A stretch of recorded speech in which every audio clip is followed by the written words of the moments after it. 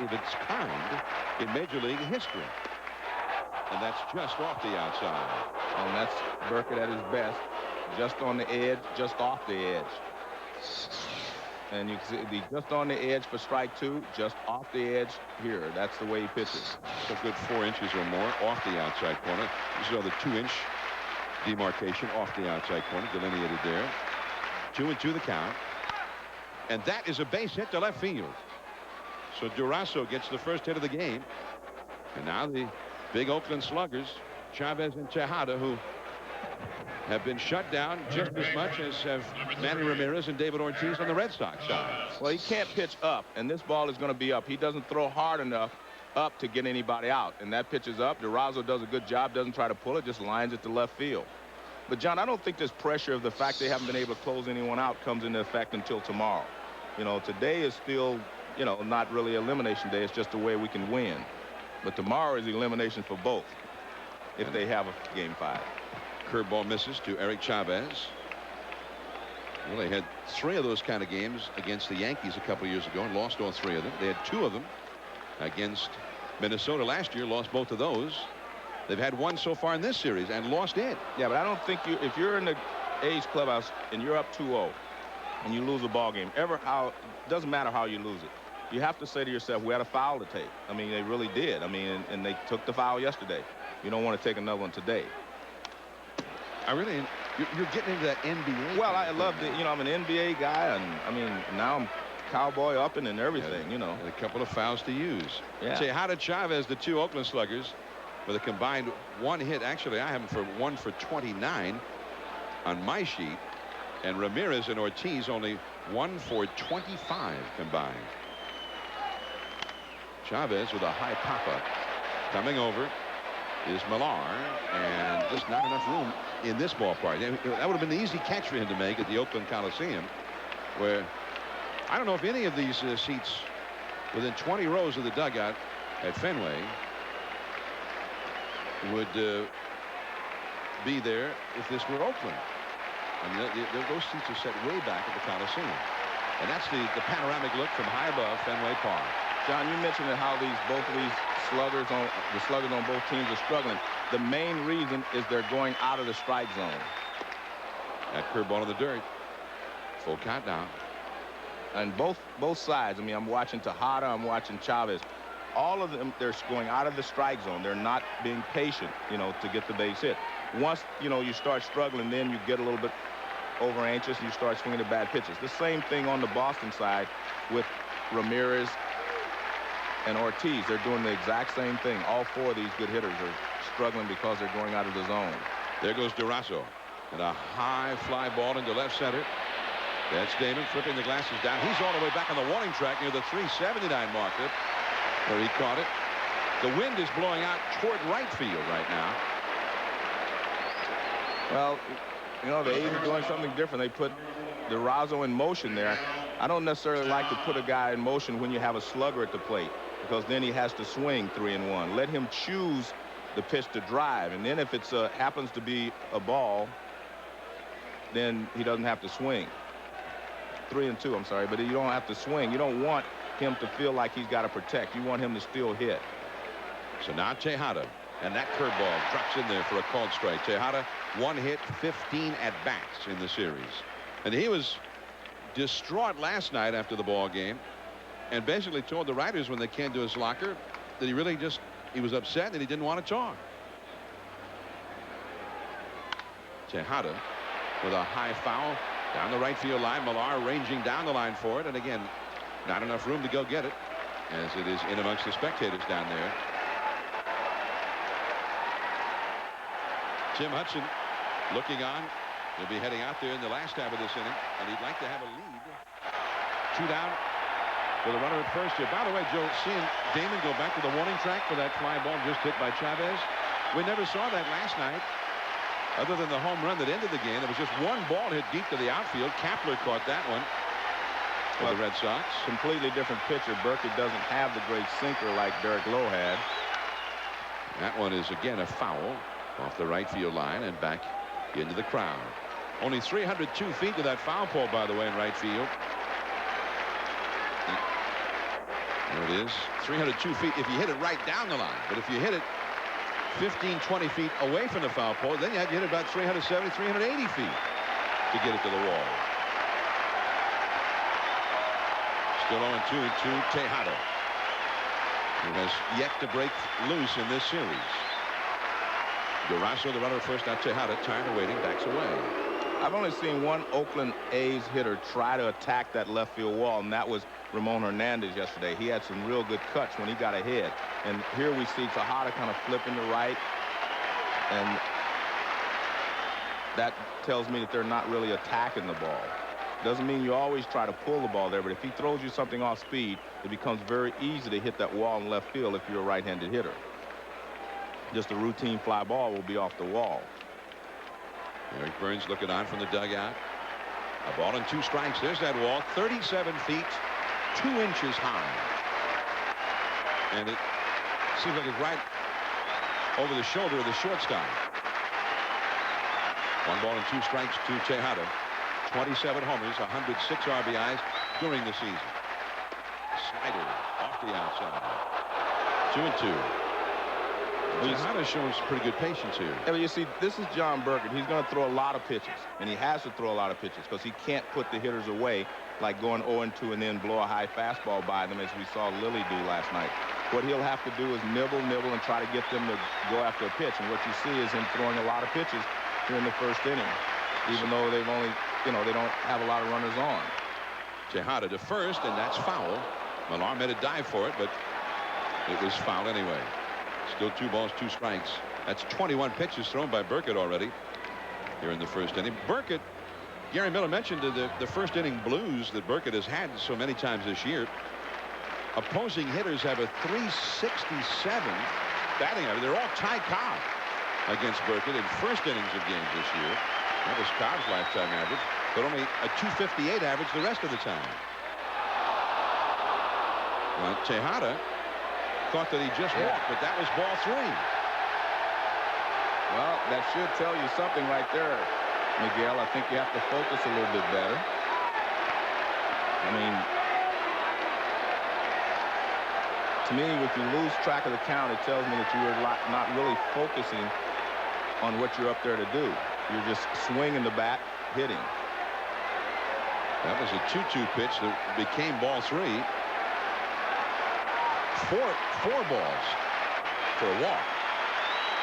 There goes the runner. Tejada into right. Here comes Nixon, and that's the inning. 1 hit, 1 left. Burkett has made it through the first. Now the Red Sox coming up. Nomar hitting second.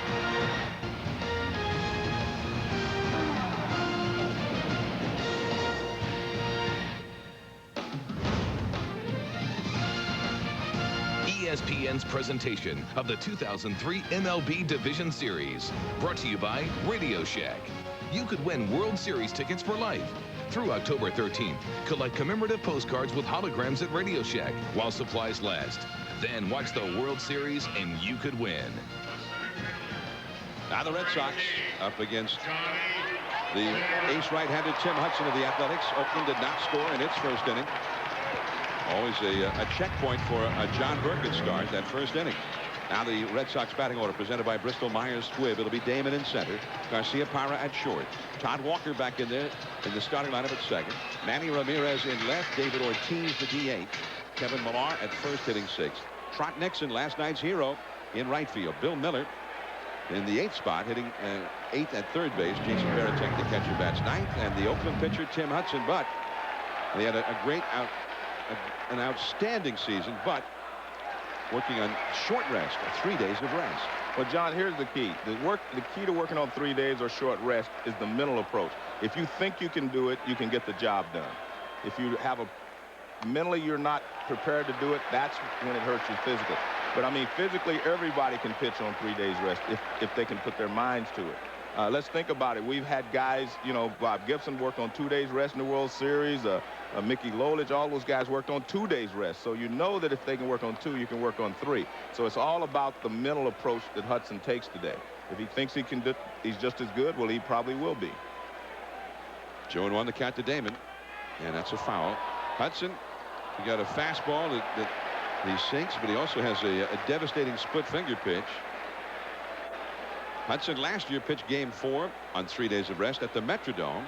Went only 3 1/3 innings and gave up 7 runs on 5 hits, but the defense played poorly behind him. Only 2 of those runs were earned. And not only that, you're playing on carpet, and he's a sinker ball pitcher. Big difference. There's Tejada, and he throws out Damon for out number 1.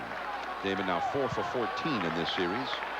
Well, let's look at this Oakland defense, and the only one that's really proven to be a Gold Glove winner is Chavez at third base.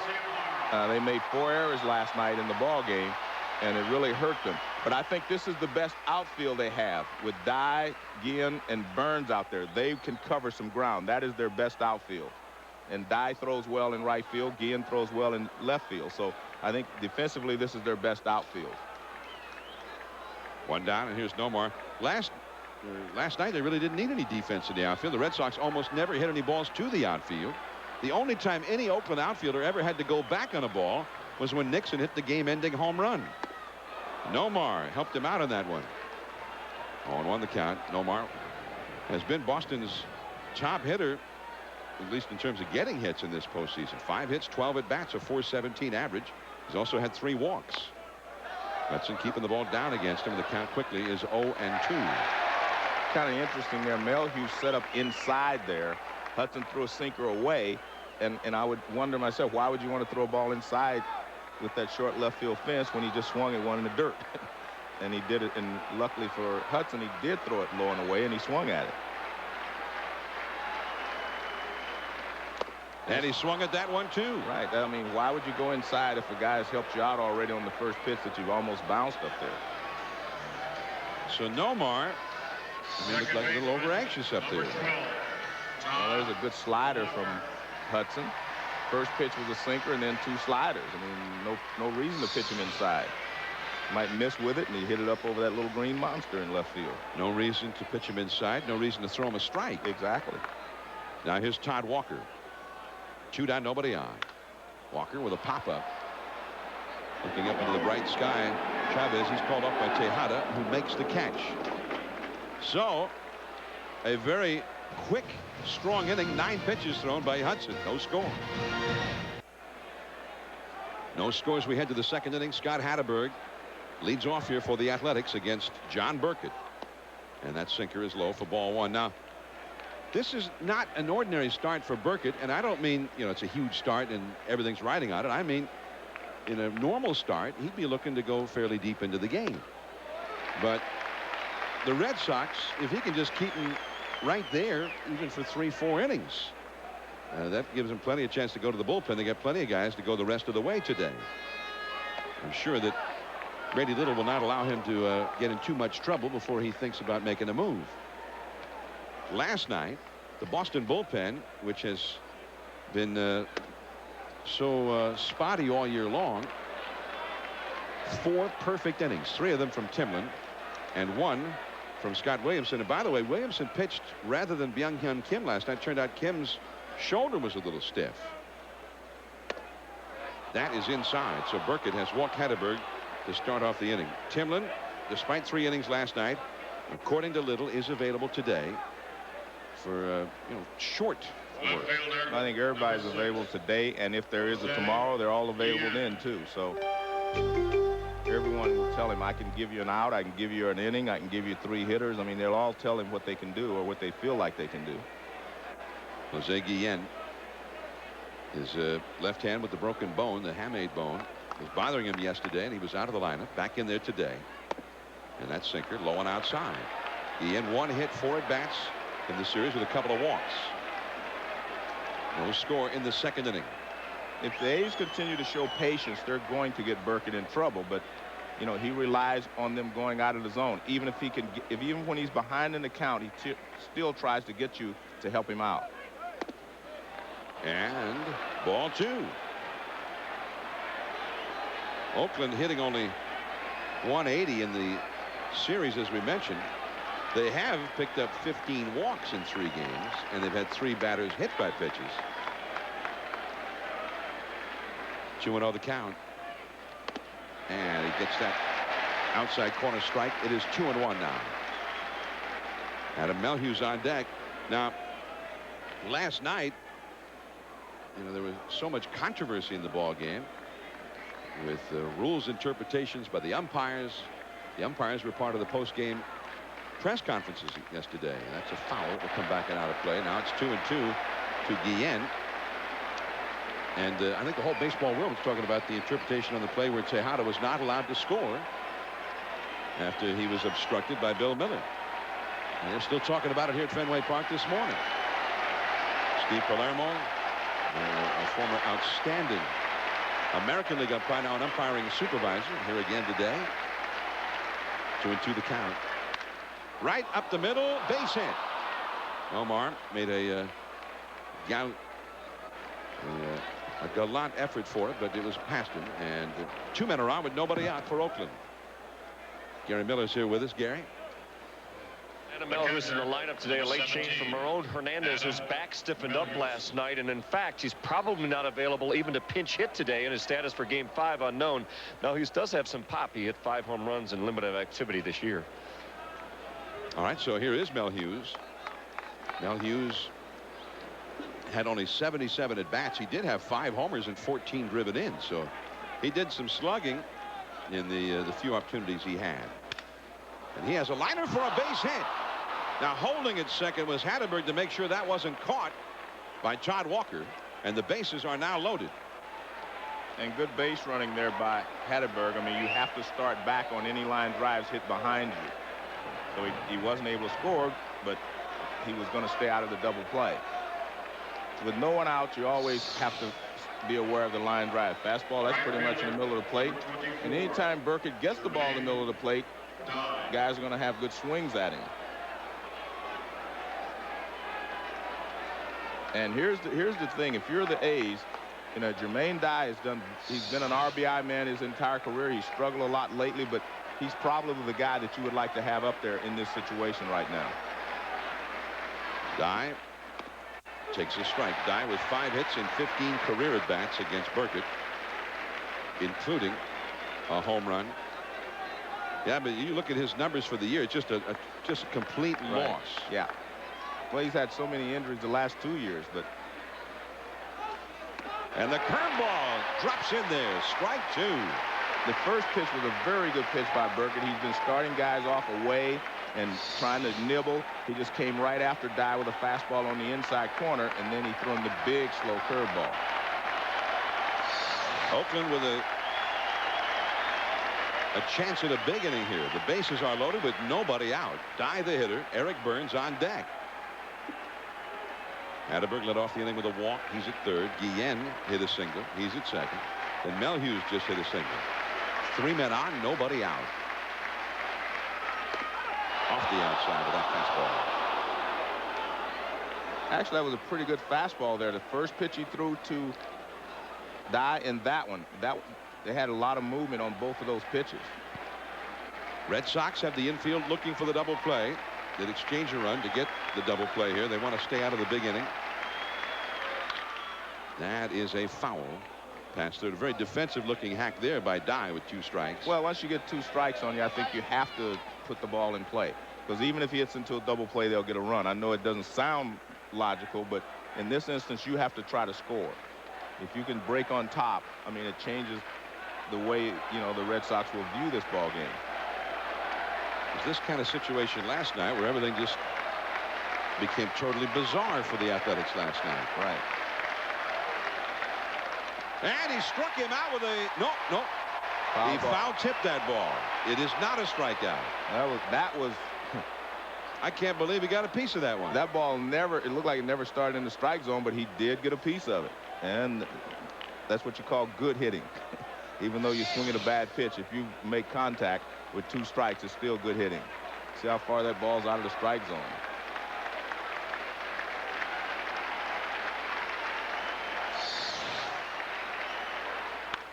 That one is a base hit to left field.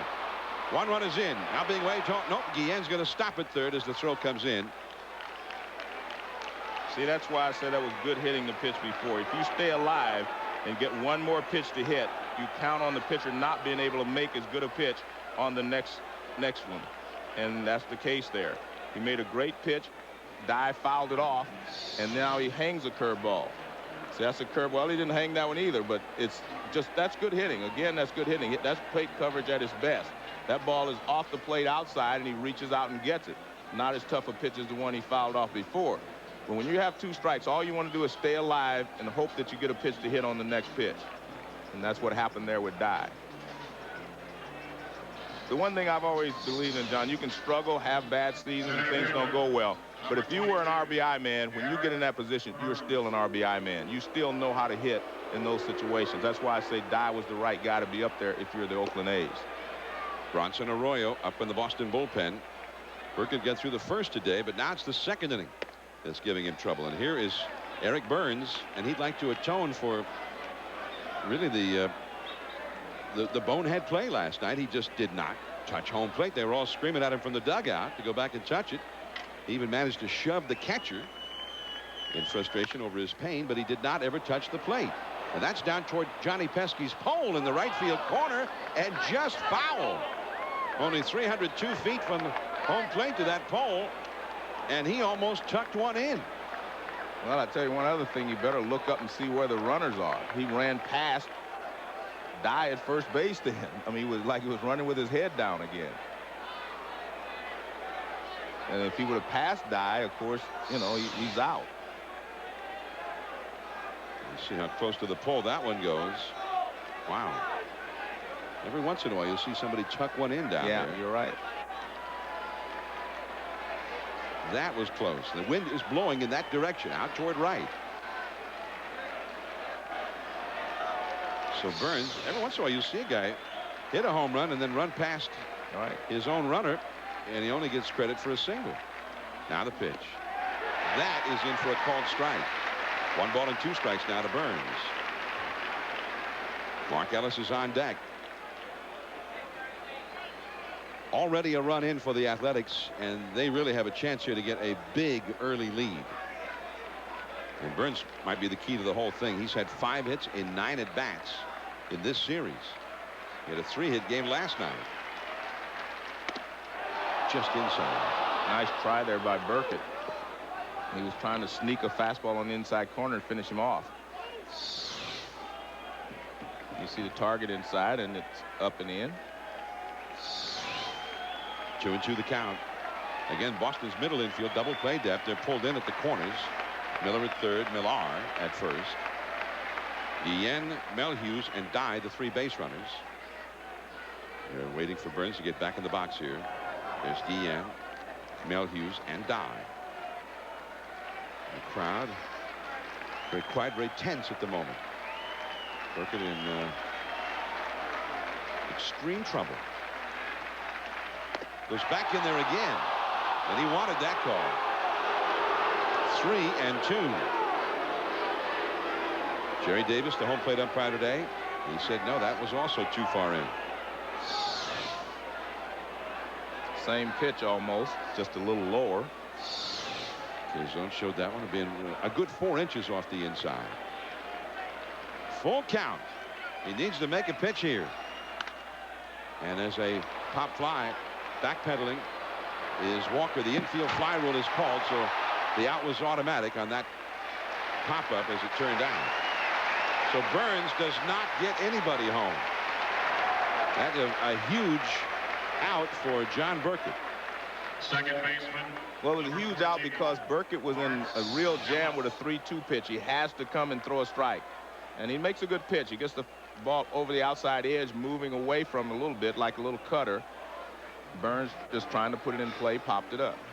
You see the umpires there signaling infield fly on that one. And the infield fly, the batter is automatically out, whether the ball ends up being caught or not. And the runners advance at their own peril. That's the word we came up with last night. With Tejada as well. Well, you know. It turned out he was running at his own peril. Yeah. And was out. So now a double play would end the inning with no further scoring. So here's Ellis, who's had 2 hits and 11 at-bats in the series. And a curveball. That's a strike. 0-1. Bases loaded, 1 out.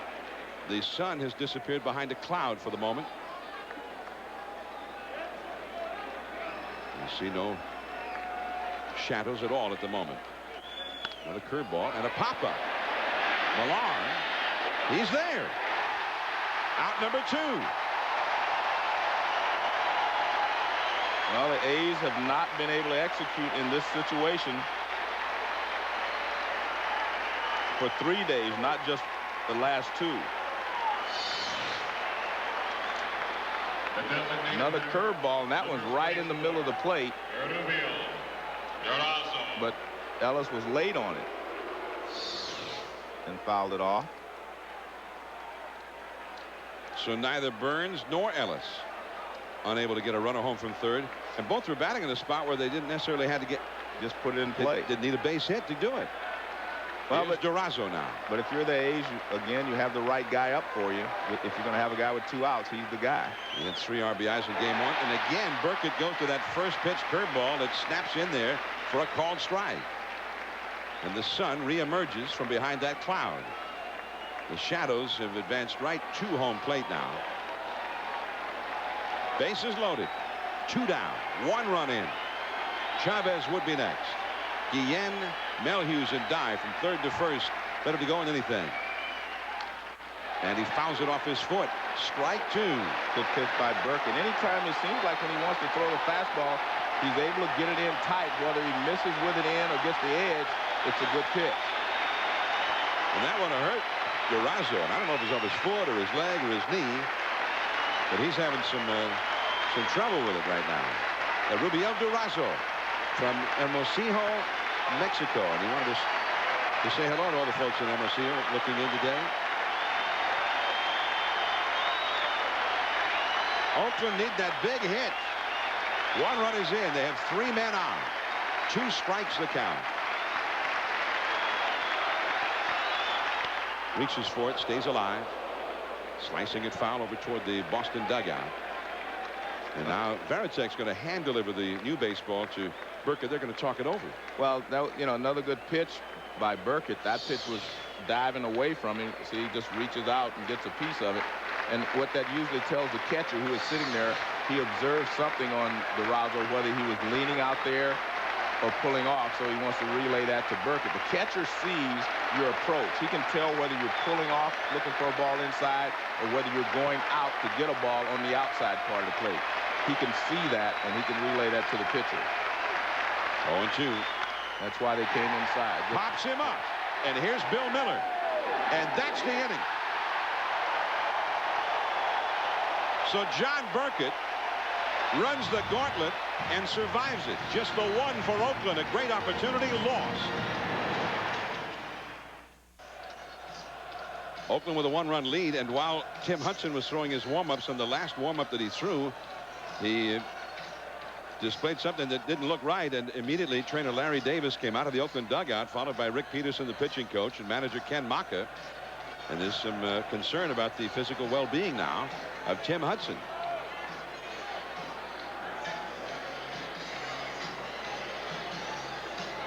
As they discuss things out on the mound, this was the last warm-up on the left-hand side there. He's leaving.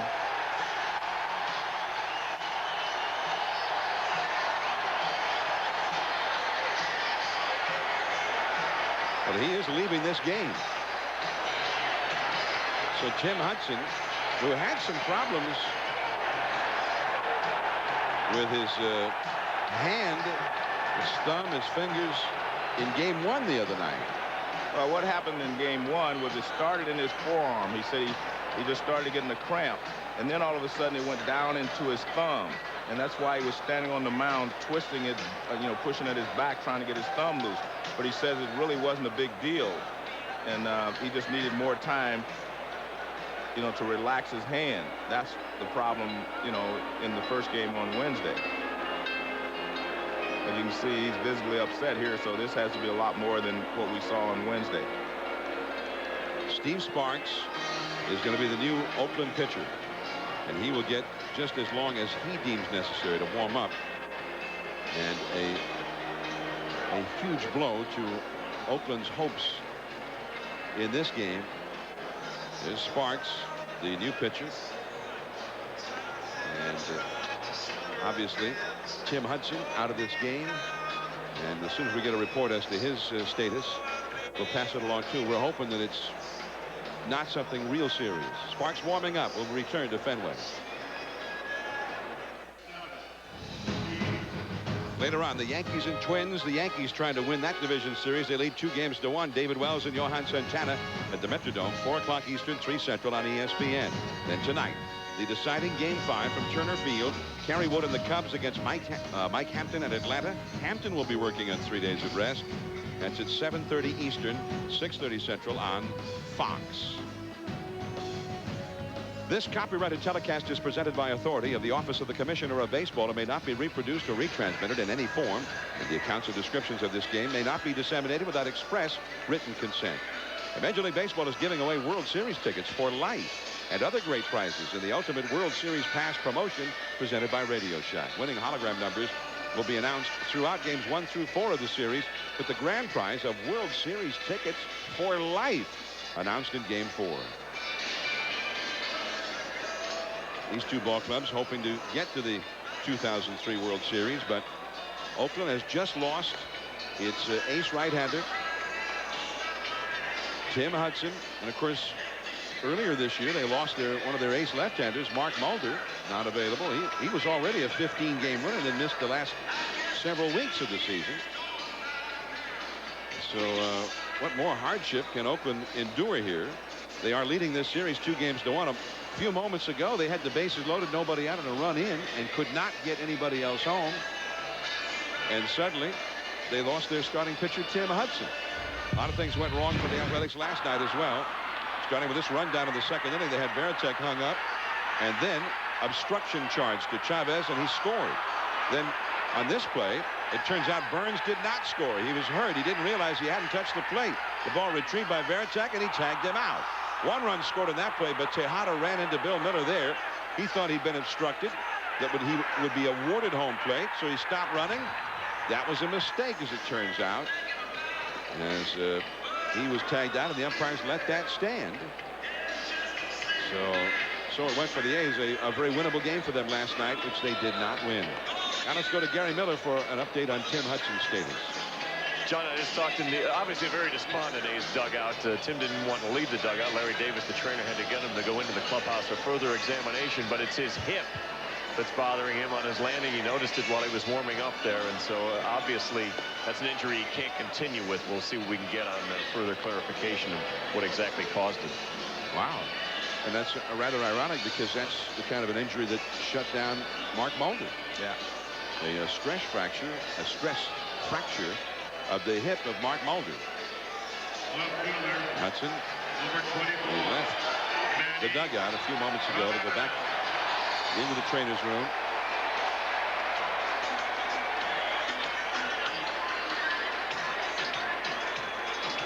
So everything going wrong for the Athletics, but they have a lead in this game, and they still have a lead in this series. Now Manny Ramirez, only 1 hit in 12 at-bats in the series. He and Ortiz have been like Tejada and Chavez. They've just been shut down throughout the series. Sparks a knuckleballer, and that one is in there for a strike, and it's 0-1. He was released by the Detroit Tigers in late August. And the A's signed him to a minor league contract. They brought him up after the rosters expanded on September the 2nd. And that's inside. 1 ball, 1 strike. Well, they've been getting Manny out by pitching him off the plate inside, and he's been swinging at those pitches. In batting practice today, he and Jackson, the hitting instructor, were talking about getting a strike to hit. Up the middle. Well, it wasn't well hit, but it's only the 2nd hit that he's had in this series. Now, when you have a knuckleball pitcher out there, you may not hit a lot of them hard, but you want to just stay back through the middle so you do not pull off, and that's exactly what he did.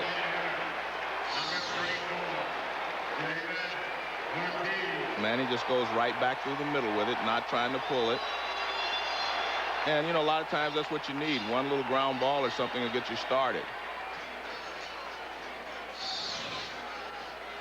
So Ramirez is aboard. They still showed him a lot of respect last night. They walked him to get to Ortiz in a crucial situation last night.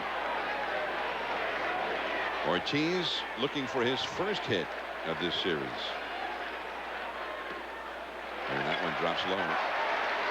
Sparks, 38 years old, been pitching professionally since 1987. He's been in the big leagues with Milwaukee, Anaheim, and then Detroit. He had one excellent year with the Tigers 2 years ago. He was 14-9. And that one is over the outside for a strike. And the sun shining again. Shadows have moved out in front of the plate, heading toward the mound. Not there yet. Ortiz has never done well against Sparks, only 4 for 23 against him. Ortiz is going to retrieve that hot dog wrapper.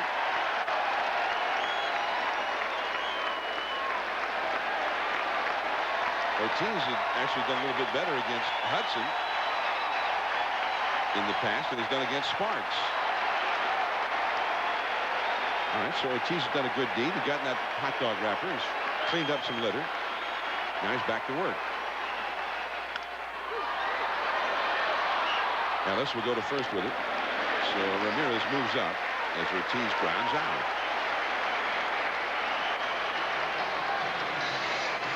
One away, and Kevin Millar coming up.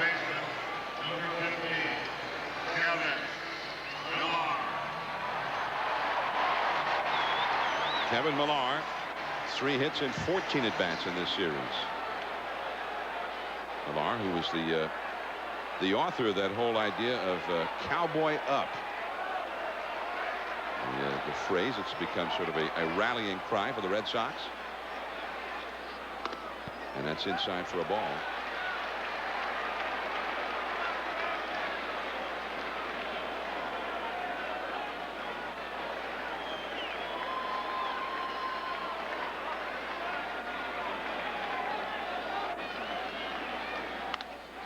And that's just foul. Foul by a foot or two. And down the left field line. 1 ball, 1 strike. Red Sox have a runner in scoring position here, and that has been the worst scenario for Boston so far. Only 2 hits in 25 at-bats as a team. 0 for 10 last night in these situations. And that knuckle is too high. 2-1 now to Millar. Trot Nixon is on deck. Well, Sparks throws a lot harder knuckleball than we saw from Wakefield the other day. Wakefield takes a little off and tries to let his dance a little bit more. 2-1. That one is squibbed. Miller, or rather Millar, thrown out by Ellis. So 2 men gone. And here comes Trot Nixon, last night's hero. And they want to salute Millar, or rather Nixon, one more time.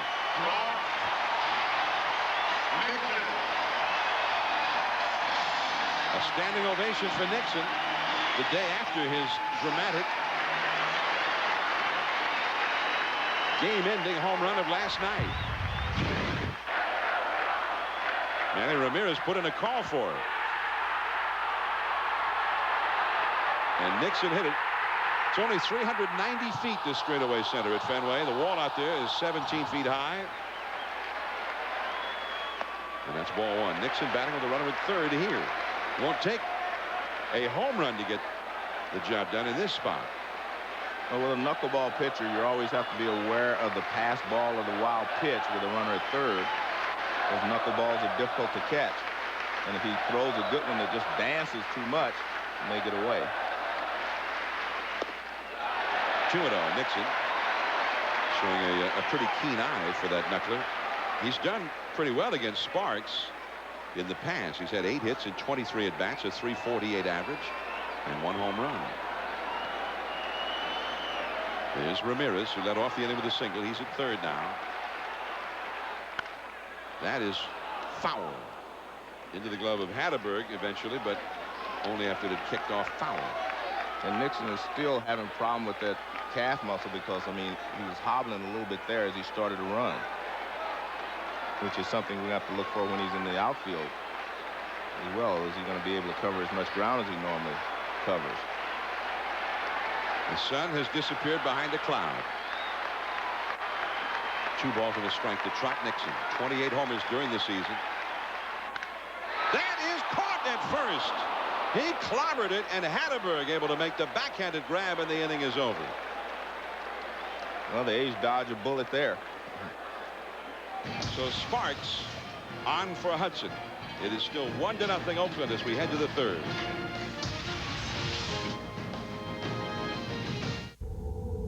Un día bueno, todo se ve relativamente fácil, que estás en comando de todo lo que está pasando en el terreno. Hoy es un día donde tú sabes que la victoria la puedes sentir. Por esos son los días donde las cosas especiales pasan. I live for this. Watch the Division Series on ESPN. Don't miss it. ESPN's presentation of the 2003 MLB Division Series. Brought to you by Washington Mutual Home Loans. We write our own approval rules so you can get into the house without the hassles. An equal housing lender. And strike one to Eric Chavez. Here come the Athletics now into the third, still leading 1-0. Chavez, Tejada, Hatterberg. Some power coming up for Oakland. Power that has not yet manifested itself in this series, though. Chavez now 0 for 15 after he hit a fly ball to left center in the first inning of this one. That's a foul back out of play against Burkett. And the count is a ball and 2 strikes. By the way, Steve Sparks getting through that second inning. Really the opportunity of a career for Sparks. One that he didn't know about when he got to the ballpark today, but this is his first postseason game. Rick Peterson, the pitching coach, talking to Sparks there for a moment. That one is drilled foul into the crowd. And they're in a hurry. You wonder why all of a sudden he's throwing a lot of fastballs. Well, Chavez swung and fouled the second pitch back, and he shook his head like he couldn't see it, so they tried to come back with it again. As you can see, the shadows have crept in front of home plate. Pitchers in the sunlight, the hitters in the dark. Just missed on the inside with that one. Tried to move that one from the inside back to the plate, but didn't quite make it. 2-2 the count. See, the shadows have crept out in front of home plate. That curveball bounced to second, and Walker shows out Chavez. Well, I mean, it's uncanny how two great sluggers on each of these ball clubs have just been so thoroughly shut down in this series. I asked Grady Little about his sluggers, Ramirez and Ortiz. I said, are they pitching them so well? Is that it? Are they just making great pitches over and over again? He says, no, that's not it. I mean, they're making some good pitches at times. He says they've also had pitches they hadn't just missed them, in addition to swinging the pitches out of the strike zone. Tejada hit a fly ball to right his first time. That curveball is hit high in the air, shallow center field. Damon. Tejada is now 1 for 17. Chavez 0 for 16. Ramirez 2 for 13 for Boston. Ortiz 0 for 14. Number 10. So 2 men are gone, and here is Scott Hatterberg. We're at Fenway Park. Game 4 of the division series. The Oakland Athletics have jumped ahead with a 1-0 lead, getting a run in the second, although even in so doing, they let a great opportunity go by, as they had the base loaded with nobody out and a run home, and they got nobody else home. Meanwhile, Tim Hudson then went back to start the last of the second and had to leave the game before throwing a pitch in the second inning, with the knuckleballer Steve Sparks coming on in relief. The report from the Oakland clubhouse, by the way, on Hudson is that he suffered a left oblique strain.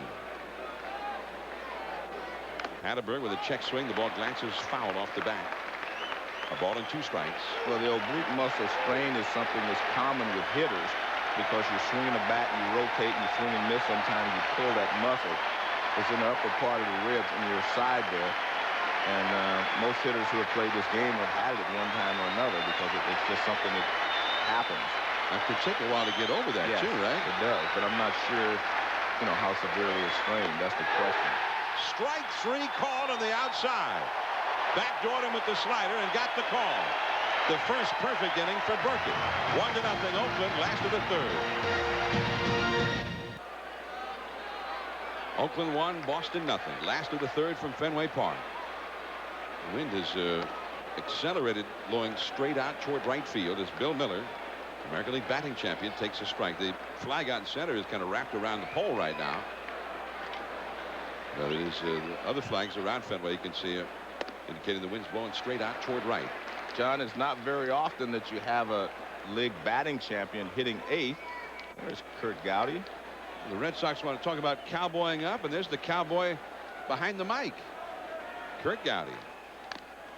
I don't think I've ever seen a batting champion in any league hit 8th in a lineup, even with the DH. I don't think I've ever seen that. Well, it's interesting because they had a third baseman, Shea Hillenbrand, whom they traded to Arizona because they needed bullpen help. They got Byung Hyun Kim in that deal. Miller fouls one. 1 ball and 2 strikes. But that trade allowed Miller to start playing regularly at third base. It allowed Kevin Millar to become more of a full-time first baseman, which allowed David Ortiz to become more like the full-time DH. And of course, all of those guys really did well for the Red Sox. Miller won the batting title. Millar drove in 96 runs, and David Ortiz suddenly got into the MVP discussion. 2-2 to Bill Miller. And that's low. A knuckleball from Sparks in his first postseason game. 38 years old. A journeyman, spent most of this season in last place with a team that eventually lost 119 games. And that one misses, and Miller ends up getting a walk to start the inning. There's Theo Epstein, the Boston, actually his former title, the senior vice president and general manager. Number 33. You know, it was an odd scenario, but the Oakland general manager, Billy Beane, actually was hired by the Red Sox for a brief time, and Theo Epstein worked for Billy Beane for about a day last year before Billy Beane decided, you know, I really don't want to come here. I want to stay with Oakland. They asked Theo, by the way, they said, well, what was it like working for Billy Beane for just a day? He says, he's a slave driver. Here now is Jason Varitek. And back to the bag is Miller. Miller, by the way, only 2 hits in 14 at-bats in the series, but he got a walk here. Varitek 3 hits in 8 at-bats. Big, strong switch hitter. And that is ball 1. Sparks was used as a reliever all this year by both Detroit and Oakland, although he'd been a starter most of the rest of his career. He worked 2 innings or more in half of his games this season. He worked as many as 7 2/3 innings in a game. And he's a knuckleballer. He could probably go the next 15 if they went that far. 1 ball and no strikes to Varitek. Miller at first. Damon is on deck. Right up the middle. Tejada gets to it. They get the out there. The barehanded grab by Ellis to throw to first. It gets by the first baseman, and Hatterberg had no idea where the ball was.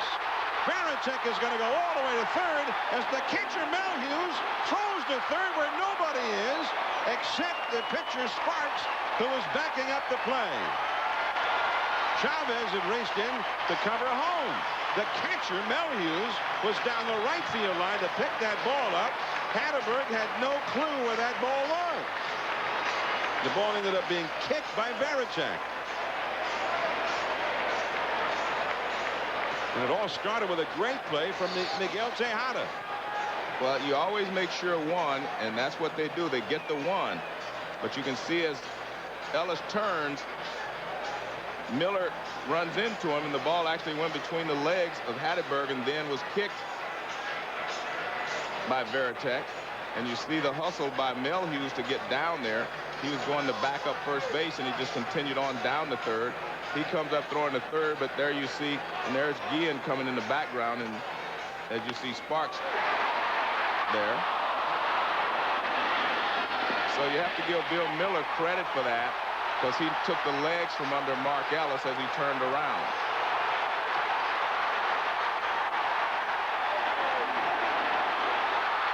Well, meanwhile, Hatterberg seemed like he was getting into it with Dallas Williams, the first base coach. The ball was rolling down the right field line, and Hatterberg, it was almost like he thought that Dallas Williams somehow was hiding the ball from him. The Athletics bring the infield in here for Damon. So they got the force out at second, then an error charge to Mark Ellis. Varitek ending up at third. That one is hit well into right center field. Dye looking back. It is into the bullpen. A two-run homer for Johnny Damon. And the Red Sox have gone ahead.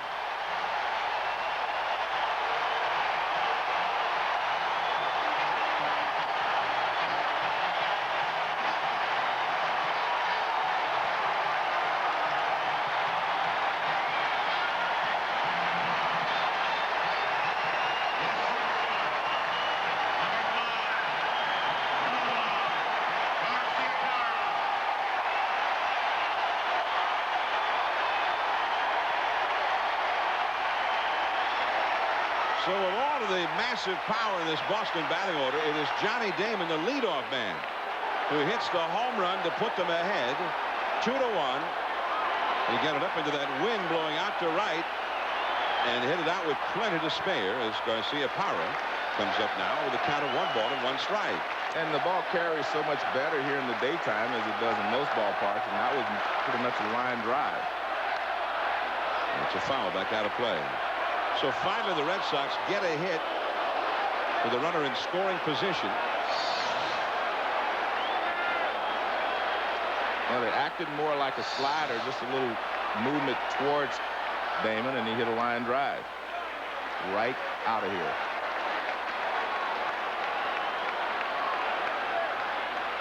And it is the 5th Boston homer of this series. Garcia Parra, right center. Dye. He burns both there. Dye takes it. Nomar is 0 for 2 in the game. 2 down.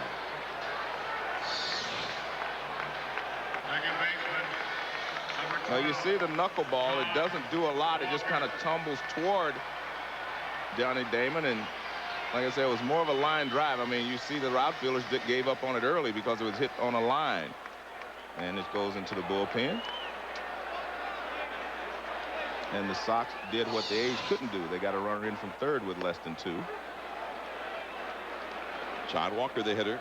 He's hit 2 of those Boston home runs. By the way, that home run by Damon with a runner in scoring position broke the Boston doldrums. They had been 0 for 17, 0 for their last 17 in those kind of at-bats. The whole team had been struggling in those situations.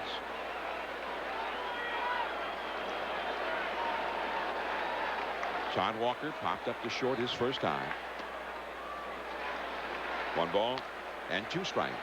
2-1, Boston ahead.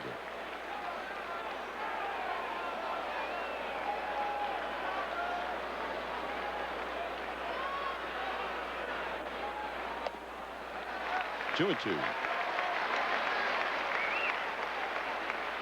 Looked like Johnny Damon was exercising some muscle memory there or something. And he was still feeling the grip and the stroke. 2 and 2. The shortstop Tejada. And that ends the inning. Another Oakland error. And then a clutch Boston hit. 2-1 Red Sox after 3. Downtown Boston and Boston Harbor in the distance. And we're in the back bay at Fenway Park in the Fens as Jose Guillen takes ball 1 from John Burkett. Burkett coming off his first 3-up 3-down inning, but he curves for ball 2 there in the dirt outside. Guillen got a base hit in the second inning when Oakland ended up scoring its only run of this game. But also the inning in which they got that run ended up being an inning of lost opportunities. They had the bases loaded and nobody out with the run already in, and they couldn't get anybody else home. That curveball fouled. But I think, Joe, you've been pointing out with that wall looming so close in left field to get that off-speed pitch. Why not take a shot at it? Well, that's what we saw him do right there. It seems that, Oakland's approach has been, to try to go the other way off of Burkett. That is through the middle, base hit. He got a fastball and he ripped it over the middle. So Guillen is 2 for 2, hit number 5 for the Athletics. Our views from high above Fenway Park The catcher, have number been 17. courtesy of the Hood Light Shift. HP Hood supports children's hospitals throughout New England in partnership with the Boston Red Sox. And we are extremely pleased to have them with us today as part of our coverage of Game 4 of this American League Division Series. The winner of this series will face the winner of the Yankees-Minnesota series. The Yankees are hoping to win that series today at the Metrodome, back of David Wells. That's off the outside, ball 1 to Adam Melhuse, who hit a single his first time. Melhuse looks like a pretty good hitter. He's got his approach. I mean, he stays right there. He goes, you know, he doesn't pull off. He looks like he's a pretty good hitter. Started the year in AAA, playing for Sacramento. Called up in late May. And that's a strike on the inside. And it's also an opportunity for Melhuse. The guy's been around for a long time. He's 31 years old. He's been with the Dodgers, the Rockies, now Oakland. But this is his first postseason game, and he got a base hit in his first postseason at bat. In the second inning, he wasn't originally in the lineup, but Ramon Hernandez, with a strained lower back, had to be scratched from the lineup today. Guillen, the runner at first. And he's got some extra protection for that that wrist there. Yeah, but I think most of the players use those now. They're sliding mechanisms that keep you from hurting your hand when you slide, and obviously his is already hurt, so it protects him against that as well. But a lot of hitters, a lot of base runners actually wear those gloves and stuff now. Because most people, it's when you slide, you put your hand down, and that protects it. That's a base hit. Melhuse is 2 for 2. Damon picks it up, breaking for third. Guillen, the throw, out! A perfect throw by Johnny Damon on a hop. Wow! I tell you, I thought Guillen had made the right choice. I mean, force him to throw you out, and Damon makes a perfect throw. I mean, it's right on top of the bag. If the ball's left or right a foot, he's safe. So I think that was good hustle. I think it was a good chance to take, and Melhuse did a great job of moving down to second base. I think you have to try to make some things happen here for the A's, and I think Guillen made he made a good choice. Damon just made a better play. I mean, that was some big league ball right there. Yeah, this is playoff baseball, and that's what you want. See, look at, he never slows down. He says, I'm going to go. Now watch where this throw is, and just realize if it's not directly over the bag, he's not going to be out. And that ball was directly at the bag. I mean, and you figure a guy can't throw a ball from 300 feet right on top of the bag. Look at that. Look where the throw is. Wow. And if it is any place else, he's safe. Great call by Ed Montague, the crew chief, the third base umpire. It was a good tag by Miller. He dropped it down on him very quickly. Didn't look that way in slow motion, but he did. So the Athletics, with 1 out, have a runner at second. Melhuse went to second on the throw to third. Jermaine Dye, who drove in Oakland's run with a base hit in the second inning, trying to do it again here. 2-1, Boston is leading. Oakland in this game has 6 hits in these first 3 and a third innings, plus a walk. They've had lots of base runners, but just the 1 run. Just off the outside. 2-1. Boston has only 2 hits in the game, but 2 runs. Johnny Damon, who hit the 2-run homer in the third, and he follows it up, a little encore, with just a perfect throw. I mean, they would have had runners at second and third, and nobody out. I mean, that is just huge. Yeah, I mean, again, that ball is, I mean, it's right on the bag. I mean, if the ball's a foot either way, I mean, he's safe. I mean, they might do that play 50 more times, and that might be the only time you get him. Exactly. 3-1 the count to Dye. That curveball, a little looping liner, and caught by the diving Walker. So a little defensive retribution for Walker, who had some real problems that cost the Red Sox badly in Oakland. on defense. Well, he wanted to catch it in the air because if you let that ball hit the ground with all the spin it had on it, there's no telling where it would have bounced. Now watch, you see him come get it because he doesn't want that ball to hit the ground.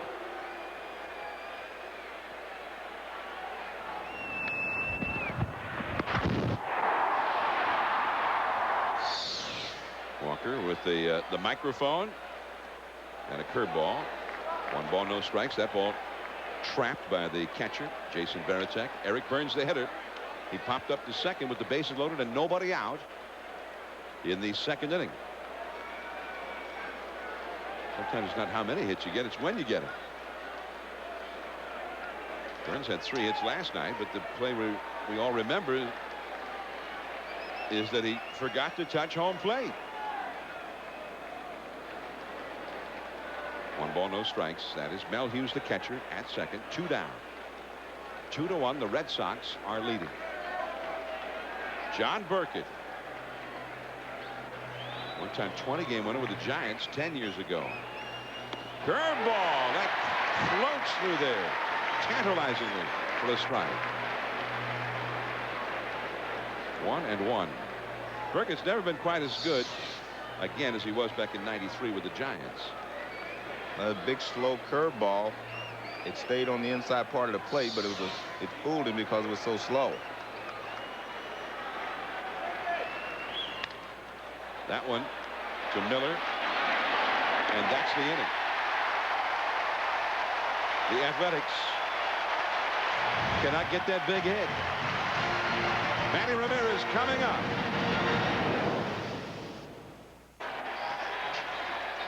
Fenway Park.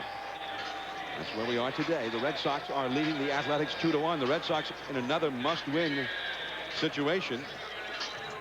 If they don't win, they have to go home. The Boston Bruins are just getting ready to start their season. It's the captain of the Boston Bruins, Joe Thornton, and many of the Bruins are here today to watch the Red Sox. They will start the NHL season on Wednesday. The Bees, as they sometimes call them here in Boston, the Boston Bruins, to get the NHL season started, and ESPN will be covering the NHL. Here is Manny Ramirez. From deep third, Chavez, the long throw, gets Ramirez. Chavez is good. I mean, he has showed us that he can really play third base. And he makes everything look easy. All the plays he had last night, there were some difficult ones, backhands and whatever, but he makes it look so easy, so smooth over there at third base. I mean, watch it. I've always talked about good feet. Now watch how he backs up, but he gets himself in position right away to get rid of the ball. You know, you got to have quick feet to play the infield, and he does a good job. I mean, he's just so smooth at third. Here's David Ortiz. He's 0 for 14 in this series. That knuckler floats outside. 1 ball, no strikes. Ortiz grounded out to second in the second. Tim Hudson had to leave this game after 1 inning pitched with a left oblique muscle strain. He really thought about taking a shot at that one, did Ortiz. Then at the last, he thought better of it. 2-0. It was too far inside. Kevin Millar on deck. 2-1 Boston. Shadows are about halfway between the home plate and the mound now. But he swung at that one and it disappeared. You'll see how they've cut right across the area between home plate and the mound. It's not quite that dark when you're standing there, but it is definitely a transition from light to darker. 2-1. And back to the screen. 2 balls, 2 strikes. Take a look at this knuckleball, and it's a little slower, so you get a chance to see it. Now watch it start right there. It starts to get dark. That's coming into the shadows. 2-2. And a full count. Sparks, the emergency replacement. I asked Ken Maka before the game, the Oakland manager, who would be the first reliever in, and he said, you know, we don't really look at it as a long reliever for Hudson today. We'll just mix and match as we go through. And down goes Ortiz. Now you can see Sparks, he doesn't throw anything but the knuckleball. He says, I'm going to either walk here or make you put it in play, but I'm not going to change and go to a fastball or a slider. First baseman, number 15, Kevin. Tonight, Kevin Millar coming up. Fenway Park. The Oakland Athletics and the Boston Red Sox in this division series. Oakland leading 2-1. Ace right-hander Tim Hudson had to leave the game with a left oblique strain after just 1 inning. The emergency replacement, the knuckleballer, the veteran Steve Sparks. In Boston on the Johnny Damon home run in the 3rd, holding a 2-1 lead here. John Burkett has pitched the first 4 innings for the Red Sox, allowing just the 1 run. Kevin Millar, the hitter, batting with 2 down and nobody on. I'm John Miller with Joe Morgan. What a week this has been, Joe. Yeah. I mean, we're living a baseball dream. I mean, we started off at Yankee Stadium on Tuesday. We've been to Turner Field. We've been to the Oakland Coliseum, Wrigley Field, Fenway. In fact, we really lived the baseball dream, going Wrigley one night and Fenway the next. Millar chasing that one. We didn't get it. That one clocked at 61 miles an hour. And John, on top of that, we've seen some great ball games. I mean, we saw a great game in Wrigley Field. Mark Pryor pitched. We saw a great game in New York. I mean, we've seen some well-played ball games, and then we've seen some where it wasn't so well-played defensively. But all in all, they've been very good ball games. And that's outside for a ball. I mean, we saw Barry Zito Thursday just pitch a fabulous game for the Athletics against this great hitting Red Sox team. The very next night, Mark Pryor, the young Turk of the Chicago Cubs, shut down the best hitting National League team at Wrigley Field with a 2-hitter. 3-2 now to Millar. Trot Nixon would be next, the left-handed hitter.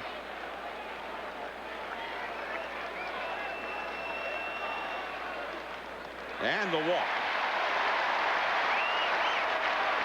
Second walk allowed. More division series action coming up today. I don't know if we can get to Minnesota in time, Joe. Maybe we have to let somebody else do that one. I guess we can't do them all. The Yankees and the Twins, game 4. Yanks trying to clinch it. David Wells against Johan Santana. 4 Eastern, 3 Central on ESPN. Then tonight, the Cubs and Braves. One team will advance, the other goes home. It's the deciding game 5. Kerry Wood for the Cubs, Mike Hampton for Atlanta on 3 days rest from Turner Field, 7:30 Eastern, 6:30 Central. Gary Thorne, David Justice, and Jeff Brantley will be at the Metrodome, by the way, following us for the Yankees and the Twins. Trot Nixon lined hard, but to the first baseman his first time. Nixon had that big home run last night. Out of North Carolina State. Gary Miller interviewed him right after the ball game and all the excitement. And if you were with us, you saw that Trot is a very religious man. And so he didn't want to take any of the glory for himself. But also very humble, because Gary Miller mentioned, hey, you did something. The last one to do it was Kirk Gibson in the World Series in '88. And in the postseason game like that, in dramatic fashion, in such a way. And Trot said, well, you know, that was a World Series. I think that's a little bigger than what I did. I don't think the Boston fans think so. I thought they thought this was much bigger. Yeah. Both happened against Oakland, ironically. That's too low. So now it's 3-0 to Nixon. Bill Miller is on deck. One of the problems you have when you talk about knuckleball pitchers is they can go along retiring everyone to run, all of a sudden they can't throw a strike with the knuckleball. It just dances out of the strike zone. Well, it is not dancing favorably for Sparks right now. He's walked 2 in a row. Rick Peterson placing a call to the Oakland bullpen. So while they talk it over at the mound, here's Gary Miller. John, 2 different mentalities on this team, starting to relive history. The A's have had leads before in series and not been able to put teams away. And the Red Sox, as soon as they lost game 2 in their clubhouse, Lou Merlone, one of 7 Red Sox who were on that team in '99, that did a 2-0 hold to Cleveland, said they immediately started talking about that. So you don't want to give this team life. If you give us life, watch out. Well, they got life last night, and that's the way these 2 teams seem to be playing mentally. The Red Sox smell blood, and the A's are playing defensively. All right, good point. It is Chad Harville is up in the Oakland bullpen now, and Rick Peterson, the pitching coach, has gone out to the mound to talk to Sparks, who's got some big pitches to make now to Bill Miller with 2 men on and 2 men out here in the 4th inning. And from high overhead, the Oakland bullpen there with Harville working. And those pictures from high overhead have been courtesy of the Hood Lightship. H.P. Hood supports children's hospitals throughout New England in partnership with the Boston Red Sox. Welcome to our telecast. Here's Bill Miller, and that is too high. Grady Little pointed out Bill Miller especially because he's a contact type hitter. He hit for some power this year, but really a contact hitter all the way. And Grady said, you know, last night especially, Bill was swinging the pitches that he ordinarily hits hard and missing them. He does not often swing and miss. That is high. 2-0. Miller walked his first time against Sparks back in the third inning. And Sparks has missed the strike zone with 9 consecutive pitches now.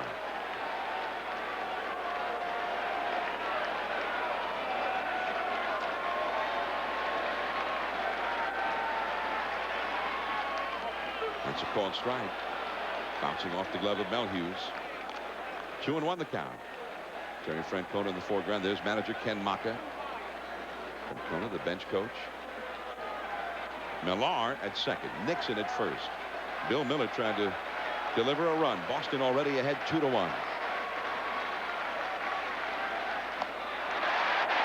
But it's not going into the strike zone right now. 3-1 the count. There's always a theory, you know, about knuckleball pitchers. Say if you stay close to them, they will help you out. Then you just have to get that one big hit. Now the Fenway crowd gets into it. And that is right to the second baseman, Ellis. Trent Nixon tried to obstruct Ellis's view of that one while he could, but it did not work. Don't use the word obstruction. At my own peril. Yeah. Reese Davis and Harold Reynolds in the studio with you. We're enjoying the Red Sox and A's game. Playing the Oakland half of the fourth where Jose Guillen got thrown out at third. You always hear, don't make the first or third out at third base. We thought it was a good aggressive play, just like Joe Morgan did. Yeah, well, there's sometimes you got to force the action. And you know what happened there, though, is Johnny Damon made a perfect throw. The teams in this playoffs that made the plays defensively have won. He made a perfect throw. Oakland threw a ball away. It allowed Damon to have a runner at third base.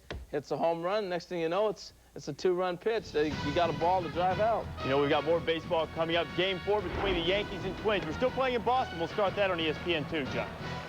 All right, and here we go to the Oakland half of the fifth inning. Leadoff man Mark Ellis trying to get him started here. He's 0 for 2 in the game and 2 for 12 in the series. John Burkett misses, ball 2. Burkett working into the fifth inning. And he's given the Red Sox so far just what they needed today. Not only keeping them in the game, he's got the lead, but he is suddenly behind Ellis 3-0. Got some power coming up next. Rubiel Durazo on deck, then Eric Chavez and Miguel Tejada. 3 power hitters. That's a strike. 3-1. Well, I think in this case you're 3-1. If you're Ellis, you either take a shot at the left field wall or just go ahead and take another strike, take another pitch. And that sinker down and in for ball 4. So Ellis gets the walk to start it off. Well, they're talking about that throw by Johnny Damon in the 4th inning after Guillen had singled. Melhuse hit a single. And Guillen took off for third. And again, it was a good hustle play. I thought he did the right thing. Damon comes up. Now watch this throw. I mean, it's right over the bag. I mean, if the ball is over here, over there, I mean, he's safe. And I mean, he still was only out by about 3 inches. I mean, it was just a very close play at third.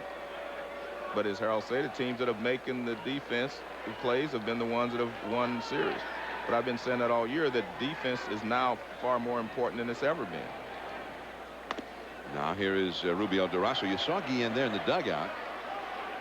And it looks like he might be icing that. Well, he's actually heating it, John. What happens is you ice it before the game. Once you start the game, you want to try to keep it hot. And what they were doing, Tejada gave him one of those little heat pads, and he put it on there, and then he wrapped his towel around it. I could see it in between innings. You didn't get a chance to see that, but that's what he's doing, is trying to keep it warm. If you keep it warm, yeah. See, if you keep it warm there, if you keep your hand warm during the game, that's what you want to do. Keep it warm. Well, you saw it, and I didn't see it. Where was I? I mean, I was sitting right here next to you, wasn't I? Yeah, but I was watching it. And that's a ball up and away. So Burkett is not throwing strikes here. Well, neither was Sparks at the end of the last inning. So, I mean, you could think, well, maybe they're running out of gas. Tim Wakefield up in the bullpen now. Burkett has thrown 86 pitches in only 4+ innings. That is a strike. Durazo has singled, and he has popped out to third. He popped out to third for the final out of that second inning when they had the bases loaded. Burkett made a great pitch, jammed him. He got out of the difficulty in the second with only 1 run scoring. They had the base loaded, nobody out after the run scored, and couldn't get anybody else home. That one hit sharply, knocked down by Millar. He'll race to first just in time. Durazo went in with a slide, as did Millar. Well, I think if you're Durazo, you still have to run through the bag. Because anytime you're sliding, you have to bend your knee a little bit. You can't go in straight leg because you'll break your leg. So you have to bend it a little bit. Therefore, you're not getting there as quick as you possibly can. I mean, it's a nice play by Millar because this ball was nailed. He got a pretty good hop there. And now watch this. If you run through the bag, see, when you slide, you have to bend your knee. So therefore, you don't get there as quick as you possibly can.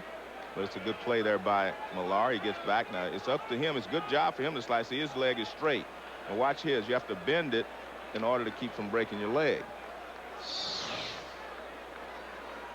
So, a spectacular save there by Millar, and what otherwise would have been a base hit to right, and they'd have runners at first and third. Nobody out right now with Chavez up and Tejada on deck. Well, Chavez is going to have to give them something if they're going to win either this game or the next one.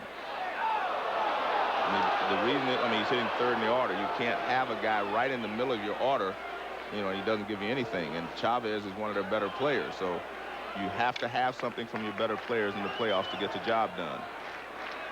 You see, Durazo kind of limped off the field there after his slide at first, and there is ball 3 to Chavez, who has flied out to left center, grounded out to second. 0 for 2 in the game, and he's 0 for the series. This may be a time, I mean, if you're Ken Macher, you say go ahead and take a shot. You haven't been swinging the bat well, sit on this fastball and hurt him. And there it is, right there in the middle of the plate. And he took it. He looked at it. 3-1. See, there are some times when a walk's not going to really do you any good. If you walk right there, what are you really accomplishing? You're not moving any runners. But if you've got a 3-0 count, you have one of your sluggers, home run hitters up there, and the guy's going to groove one, why not let him take a shot at it? A pop-up. Varitek, he's got room.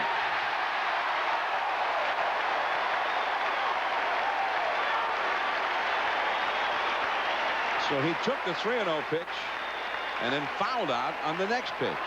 Well, in theory, he got pretty much the same pitch. He got another fastball, and he just didn't do anything with it. You know, when you're swinging the bat poorly, I mean, that's just what happens.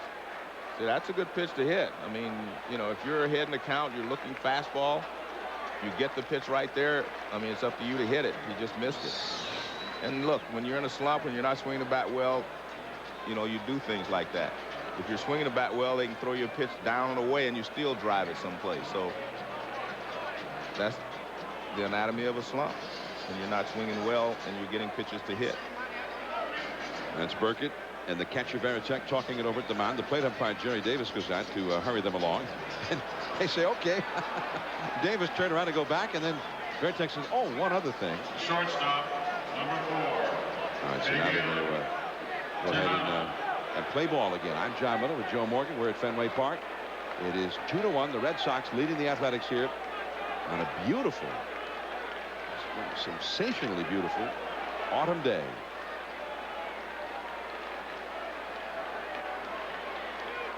And those long October shadows lengthening out toward the pitcher's mound now as Tejada takes a ball. Tejada had a lot of success in the past against John Burkett. 345 lifetime average against him coming into this one. Oakland hitting only 180 as a team in this series, though. And what's worse, they haven't even hit a home run yet, which is their favorite weapon.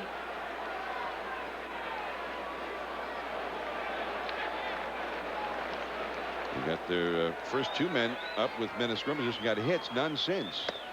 That's the strength on the outside. They've had 2 hits in 8 at-bats total today. And these kinds of clutch at-bats.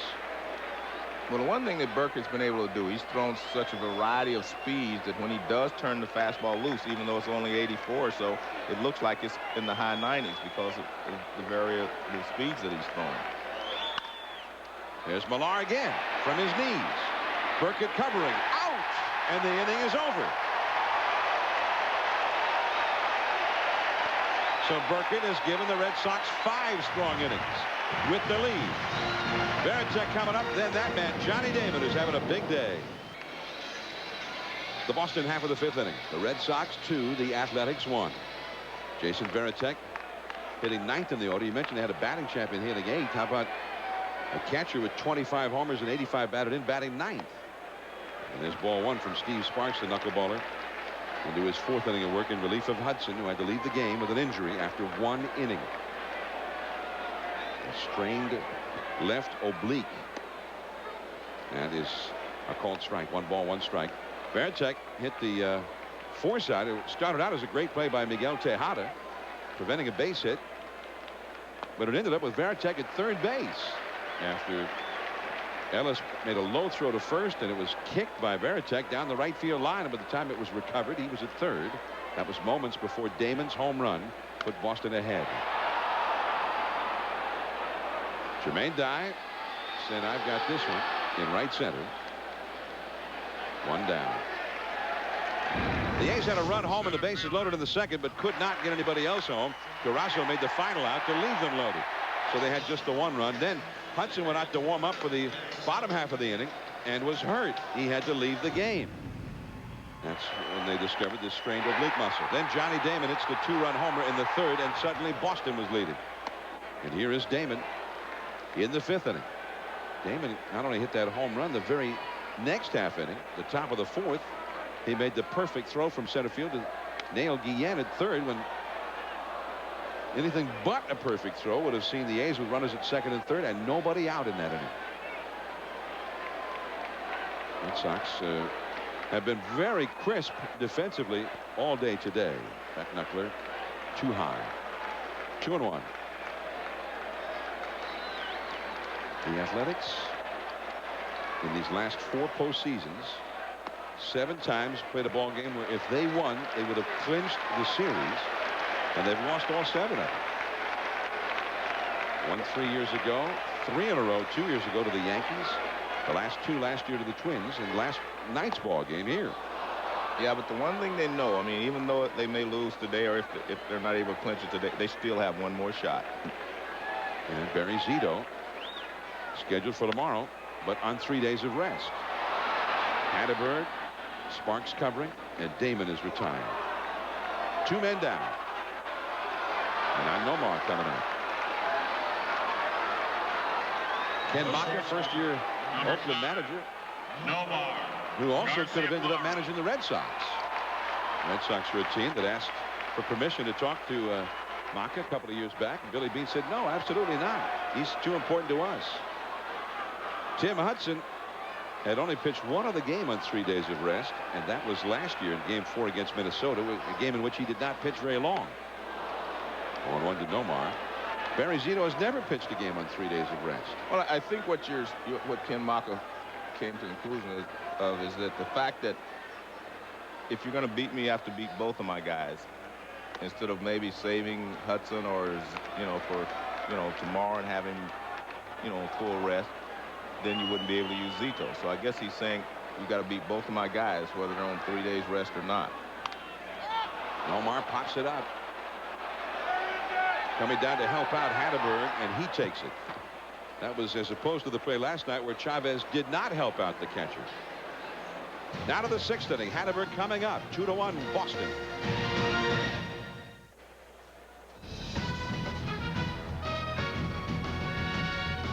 Torrey Hunter at the Metrodome as the Twins and Yankees are getting ready to play there.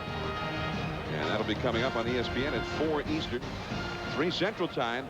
The Twins in desperate straits. They must win today to keep their season going. Johan Santana will be on the mound against David Wells there. Now John Burkett back for the 6th inning. The bullpen will be ready for the Red Sox. They're already working out there. As Scott Hatteberg is at the plate. Back, it was deflected by Burkett. Barehanded by Nomar, no play. And it is an infield hit for Hatteberg. Second time he's been on base today.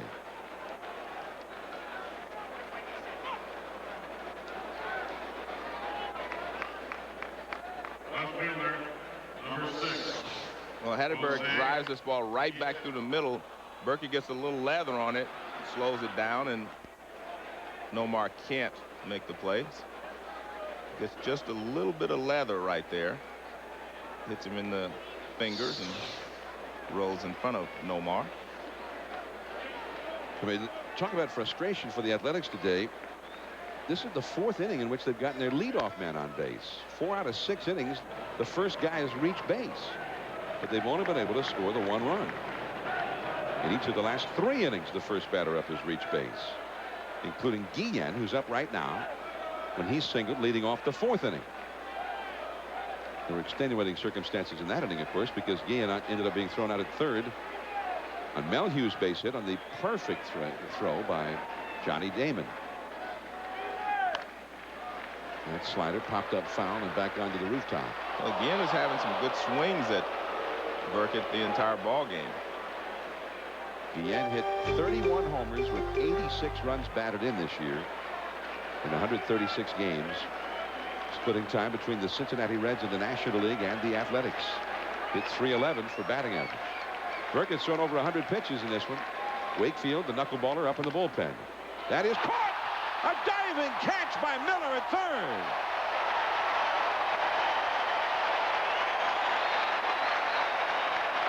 Well, that's how you win close ball games. You make all the plays. We saw Damon throw Guillen out. Now you see Miller rob him of a base hit. If he'd have hit that same ball before 2 strikes, it would have been a base hit because Miller was playing in closer. But see, he's back now. Plus, he's way off the line. I mean, that ball's lined sharply toward left field. And they were giving Guillen all the line. And Miller comes up with it, but good heads-up base running by Hatteberg. He doesn't get doubled off. So now here's Adam Melhuse, who's had 2 base hits in his first 2 postseason at-bats. The curveball off the outside. He's playing in place of Ramon Hernandez, who has a strained lower back and had to be scratched from the lineup. Well, that's 2 innings in a row where the leadoff man has gotten on base for Oakland. And then the next batter hit a shot that was turned into a brilliant defensive play by the Red Sox. That curve in the dirt. Did he swing? No. Third base umpire, Ed Montague, made the ruling. 2-0 the count. Durazo hit a shot headed for right field that Millar made a dive for and knocked out and turned it into an out. Now with the spectacular diving catch of that liner by Guillen. Both of those innings going to look so much different if the Red Sox had not made those 2 plays. That one is hit down the right field line. Nixon going back, and it's over his head. He's out in the sun field, and he could not get it. Heading home is Hatteberg. Here comes the throw, and it's too late. Hatteberg scores, and all the way to third goes Melhuse. Adam Melhuse, in his postseason debut, is 3 for 3, and the score is tied. Well, I mentioned earlier in the game that I thought Nixon was a little gimpy out there, and we see how he played. He starts back on this ball, and he's not 100%. I mean, he's got a sore calf muscle, and he's not able to run this ball down. And he gives it a great try, but the ball is just over his head. I mean, when you can't run full speed, you just can't get back there. And the ball was hit pretty well. He barely misses it, though. So Oakland gets the break. It's tied at 2. Now a runner at third with 1 out. The infield is in for Jermaine Dye, who drove in their other run with a single back in the second. He takes a strike. I told you earlier, you watch Melhuse. I mean, his approach is so good. You can see why he was such a good hitter in AAA, and he's going to be a good hitter in the big leagues. Jermaine Dye 1 for 2. Fastball inside. Dye, we're talking about these fine defensive plays made by Boston. Dye hit a little soft bloop that was turned into a beautiful catch, a little kind of a squib that was turned into a diving catch by Todd Walker his last time. That curve is hit toward the wall. High and deep and way out of here. I'll say it again. That's the guy you want up there. He's been an RBI man, and he knows what he's supposed to do in those situations. Jermaine Dye with a long home run. And it is 4-2 Oakland. Dye has driven in 3 of those 4 runs.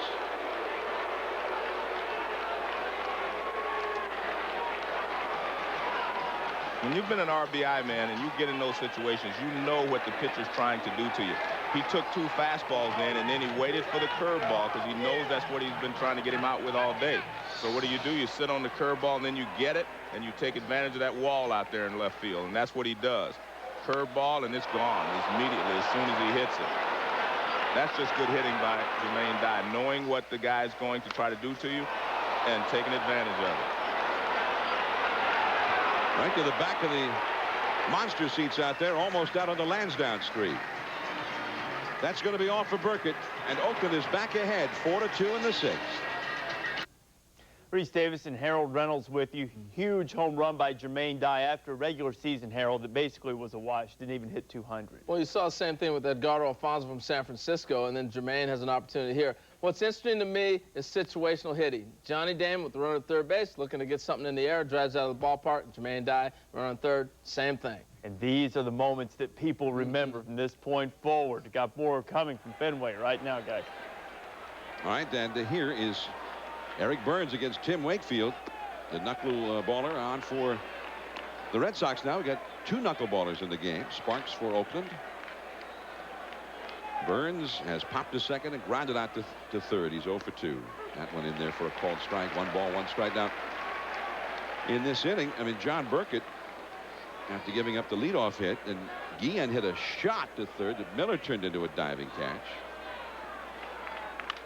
That one is out into center field. It's a base hit for Burns. The 4th hit of the inning.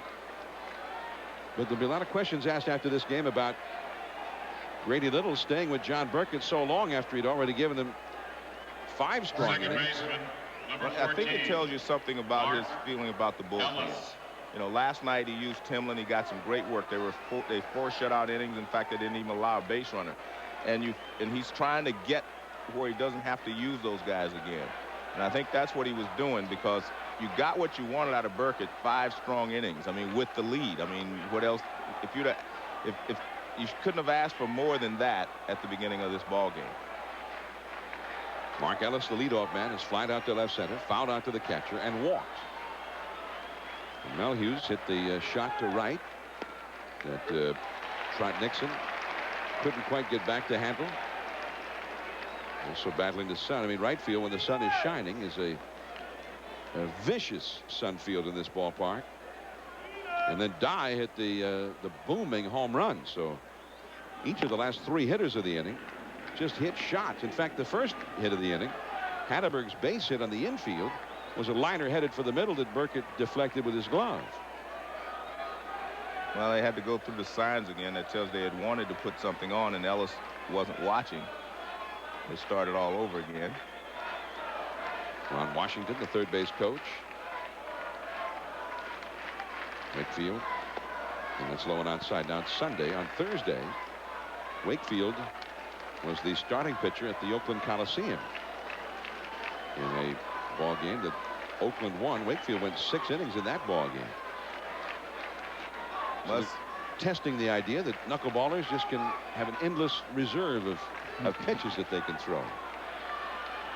There goes the runner, and it's a double play. A liner right to Millar for an inning-ending double play.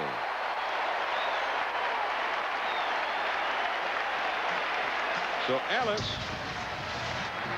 hit the ball to the right side, but into a double play. But Jermaine Dye, with a long 2-run homer, has put Oakland ahead.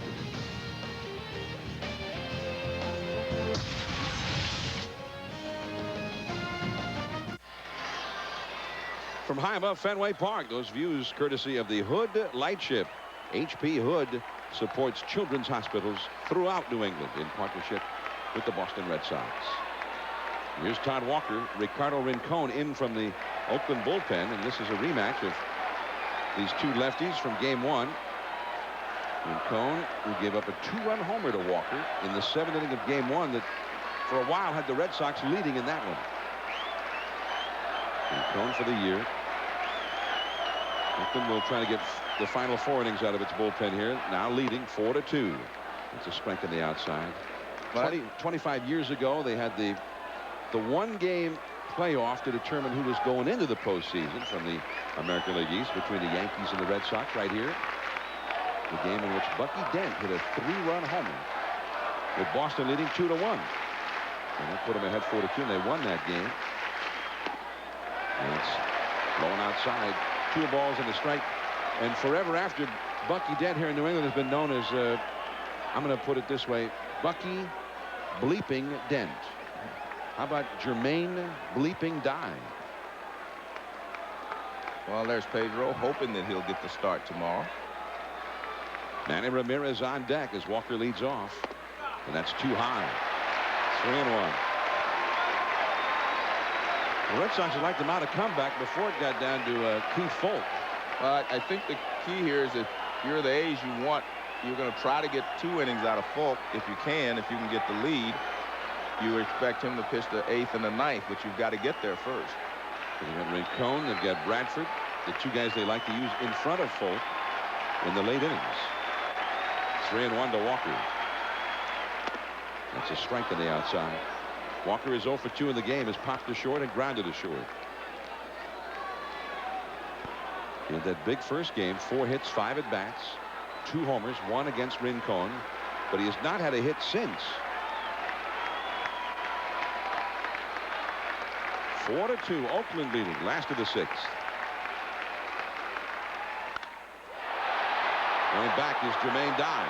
Still going back, and that ball is gone. Todd Walker has hit another home run against Rincon. So just like that, Boston gets 1 of them back. 4-3 Oakland. Well, the ball's really carrying well in that area. That's where Damon hit his ball. When he first hit it, I thought it might be in the gap, but it just kept going and going.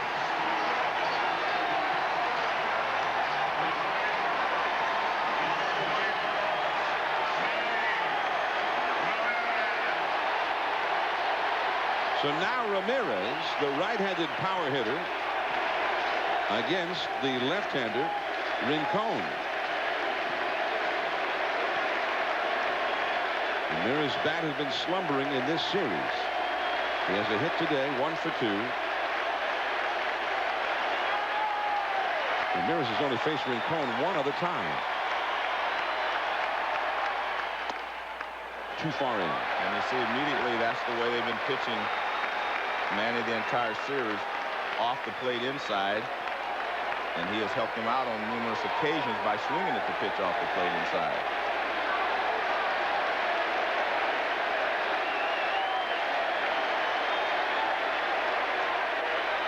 Time taken now. Ramirez backs away. And usually when Ramirez is coming up, they either get Rincon out of there or they wait until Manny has finished his at-bat before they bring Rincon in. The middle hitters in the order have not produced in this series. That's a called strike, and Manny complains about that one to Jerry Davis. He thought it was too low. There's Manny, though nothing seems to bother him. Well, according to K-Zone, he just got the corner and knee high. A ball and a strike. The big wall in left looming large. High in the air to center, but this one's not going to go. Eric Burns, plenty of room out there. 1 away. Well, it was 3 balls, 2 strikes. You're trying to throw a strike, and that's what he does. He throws it pretty much in the middle of the plate, about belt high, and Jermaine Dye runs out of room in right field. But, I mean, that's what you're supposed to do. You have a 2-run lead. You do not want to walk the leadoff hitter with Manny Ramirez and the other power coming up. So you make Walker swing the bat, and he does a good job of driving it.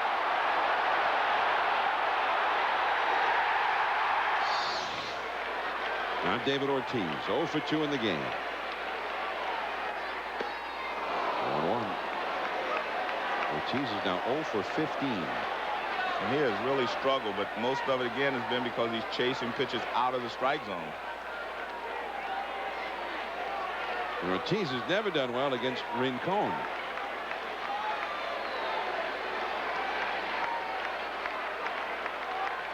And 1 hit in 12 career at-bats for him against Rincon. 1 out, nobody on. The Red Sox down by a run. And slider in the dirt.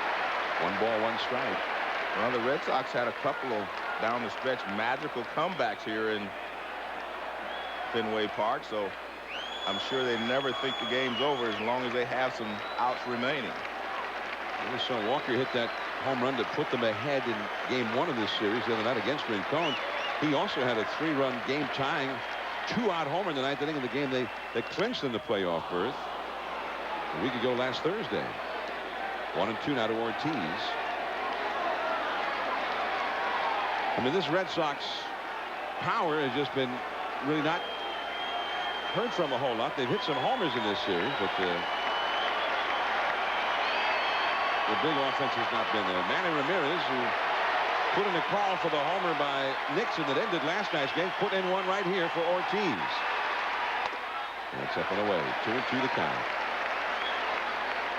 Sometimes on the bench, players will get a feeling like he's going to take him out right now, and they'll put in a call for him. Well, Manny's had that feeling for a few innings last night and a few today.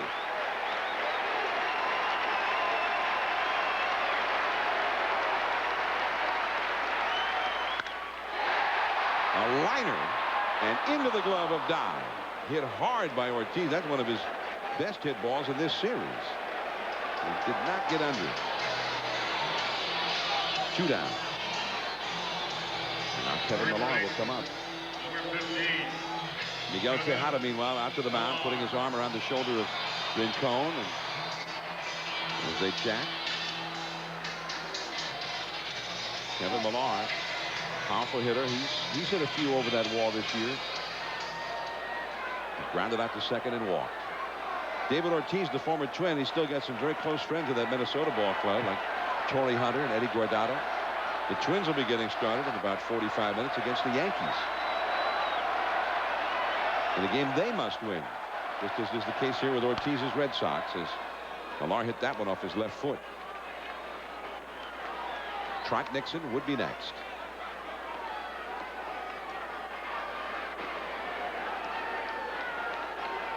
The Oakland bullpen is busy again. 4-3. Oakland on top in the last of the 6th. All of Boston's scoring today on 2 home runs. A 2-run shot by Damon and a solo here by Walker in the 6th. The Red Sox only have 3 hits in this game. The base hits have been hard to come by for both teams in this series.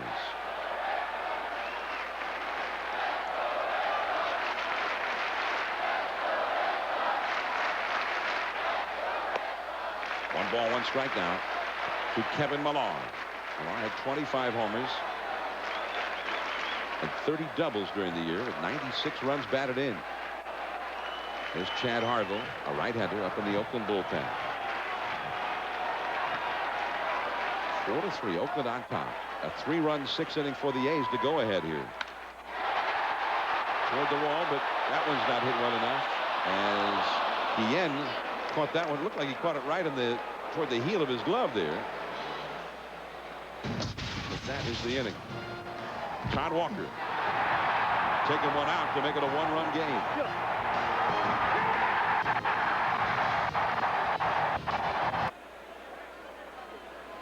The Oakland Athletics 4, the Boston Red Sox 3. Now the 7th inning. Rubiel Durazo takes a strike.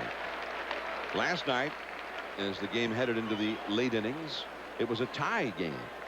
This time Boston, which must win to stay alive, is down a run. And the big hitters are coming up for Oakland here against Wakefield. Durazo bounces one to Millar, and he is gone. Durazo now 1 for 4 in the game. Chavez and Tejada still to come. This series has been so tightly played. As in 26 of the 38 innings played in this series, it has either been tied or just 1 run has separated the teams. And many of those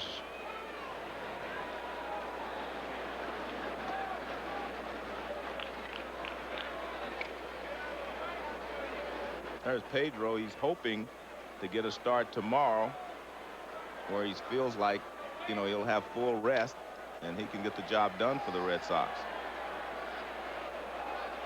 Chavez taking a ball. And it is 2-0. Chavez 0 for 3 in the game. Could Oakland win a series where their two top sluggers, Chavez and Tejada, both got entirely shut down? I mean, they're ahead in this series, and they're ahead in this game. If they can stay ahead today, they win. Even though Chavez is 0 for 17, he's only had 1 walk in this series. That's the only time he's been on base. Tejada is 1 for 18 with no walks in the series. But they lead the series, and they lead this game. 2-1 on the count. That one is hit well out toward the triangle, deep into right center field. Damon is going to have to go chase it, but it bounces up over the wall for the automatic double out near that 420-foot sign in deep right center, and that is a place where you hit triples. Well, that looked like it was going to be a triple, but it bounced into the seats, you know, and that kept Chavez from running. Shortstop. He hit that ball pretty well. Miguel. He hits it in what they call the triangle here. I mean, watch this ball. If it stays in, it would have been a triple, but it bounces up, and they call it a ground rule double. But if it hits the fence here and bounces down, I think Chavez could have had a triple out of it. And you see some weird things happen when balls bouncing around in that area with all those angles. That's a strike to Tejada, who was 0 for 3 today. And if that one had hit off that wall to the right, it could come back and hit off the center field wall, and sometimes you see him start bouncing back and forth. Every once in a while, a ball will get stuck in that big doorway out there. And the pickoff throw to second. Chavez dives back in. So Chavez with his first hit of this series. This is from the blimp on that double by Chavez.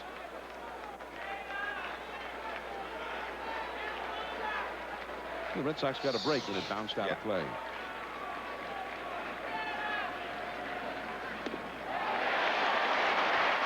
Oh, 2 now to Tejada. Actually, he swung and missed, but that's the first full swing that he's taken in a while.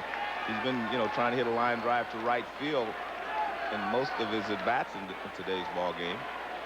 He hit the ball hard last time up to the first baseman, trying to go to right. The pitcher is basically entirely in the shadows now, as is the batter, with the bright background that the hitter is looking into. In the left center, Damon coming in a little bit. Had to flip the glasses down on that one. Holding at second is Chavez. 2 down.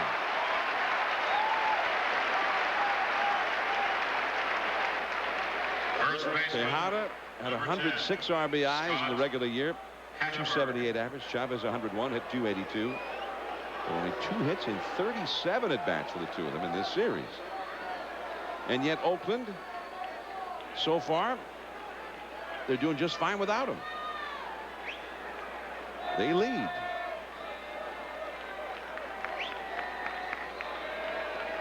Here's Hatterberg. He's been on base twice today and has scored twice. That's a strike. Knuckleball from Wakefield. He walked leading off to second and scored a run. And then he singled leading off to sixth, which started a 3-run rally. And if you're Chavez at second base, you've got to fight to get a big lead because you want to try to score on a base hit to left field or any place else with 2 outs. There's a foul. Going over is Miller, and he falls into the seats as he had the ball. Yes, he's out. Yeah, he gave it up already. So Bill Miller with a sensational catch to end the inning. You run out of room in a hurry chasing a foul pop in this yard. 4-3 Oakland. Nixon coming up.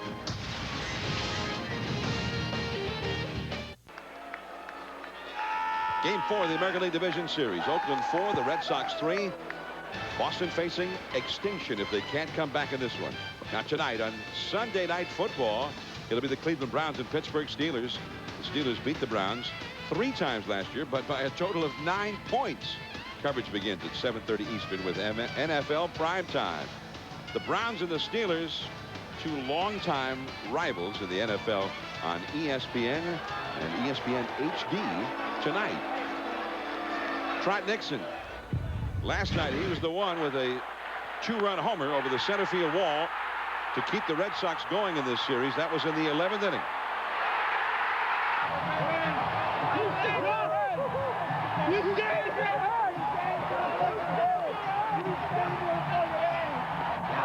And afterward they found out that Trot had joined many of his teammates in getting his haircut almost all off. Trot was not in the ball game last night until he came up as a pinch hitter in the 11th inning. And they wouldn't mind if he hit another one here. They're down a run. Nixon today has lined out to the first baseman, and he has walked. Facing Rincon, the Oakland bullpen is working. The right-hander, the switch-hitting Miller is on deck, and another switch-hitter, Varitek, behind him, and that's ball one. Nixon only 2 hits and 11 career at-bats against Rincon as Chad Bradford, the submarine ball throwing right-hander, is getting ready. Sun shining, pitcher and the batter both in the shadows. And that slider got it by him. 1 ball, 1 strike. This is, I mean, you've said many times, Joe, this one's real tough when the hitter and the pitcher are both in the shadows with the bright background. Yeah, well, it's always difficult anytime you have shadows, but this is probably the most difficult kind. Ball and a strike. Williamson up in the Boston bullpen, as you saw. That's into right center field. That's a base hit. Hustling over is Burns. Nixon, remember, he's got that bad calf, and he'll be content with a single.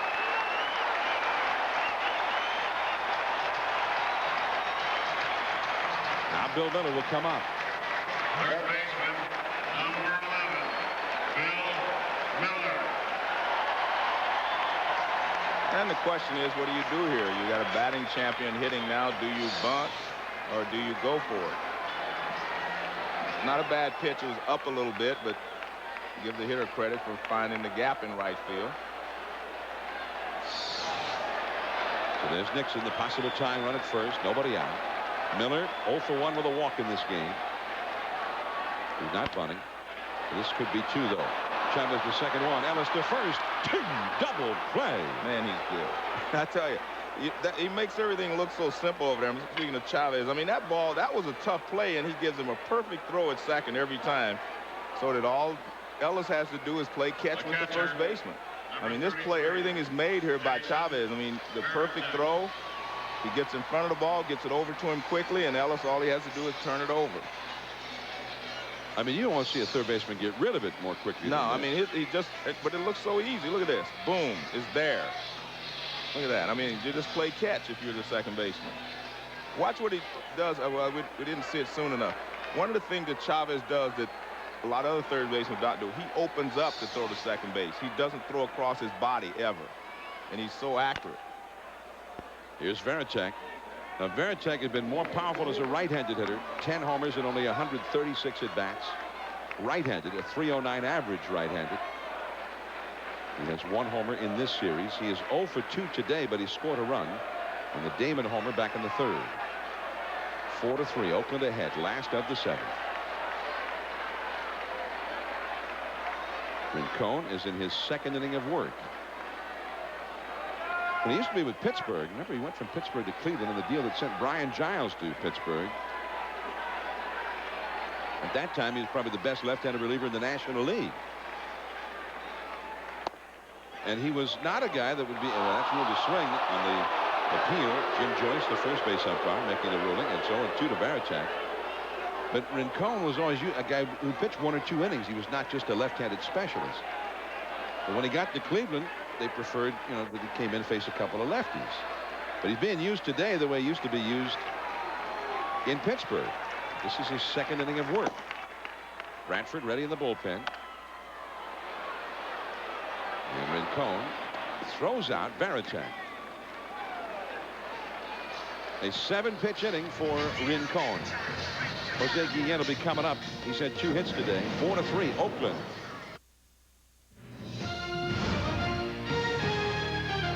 ESPN's presentation of the 2003 MLB Division Series. Brought to you by 1-800-COLLECT. Save a buck or two.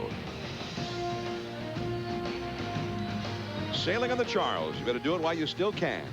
Starting to get cool here in New England. Coming up at 4 o'clock, 3 Central on ESPN. The Yankees and the Twins. David Wells, who won his 200th game the final day of the year, will try and get the Yankees into the League Championship Series. He's up against Johan Santana, the young Twins lefty, who was very impressive until his leg cramped up at Yankee Stadium last Tuesday. It's coming up on ESPN, 4 o'clock Eastern, 3 Central. And if we're still on here, the start of that game will be carried on ESPN2. Scott Williamson in from the Boston bullpen. He got the win here last night. He pitched a perfect 11th inning, and then Trot Nixon homered in the last half of the inning. Williamson has pitched in every game of this series. Guillen, the hitter. These were teammates most of this year in Cincinnati. Williamson was the closer. Guillen was the leading hitter. Well, Guillen has really swung the bat well today. 2 singles and a line out. Miller robbed him back in the 6th inning. 2-0. On the outside for a strike. 2-1. Keith Foulke, the Oakland closer, and you speculated on that earlier, Joe, that they might go with Foulke the last 2 if they were ahead. Well, he's getting ready for the 8th right now.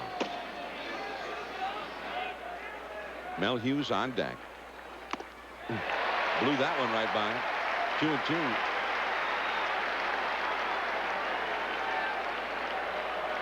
Oakland has 11 hits in this game. They've put 13 men on base. They lead 4-3. Boston only has 4 hits. And the slider low and inside. Full count. Williamson in this series, coming into this game, has been in all 3 of the previous games and has worked 3 scoreless innings with 5 strikeouts. Giving up a couple of hits. There's Mel Hughes, who's had a 3-for-3 game. That fastball, he hit it off his foot. Guillen playing with that broken bone in his hand near his wrist. Now he hits one down off his foot.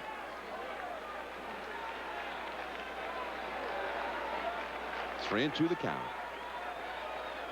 Well, Guillen has been a big part of what the A's have done today. You figured in the first run they scored by getting a base hit after Hathibird had walked.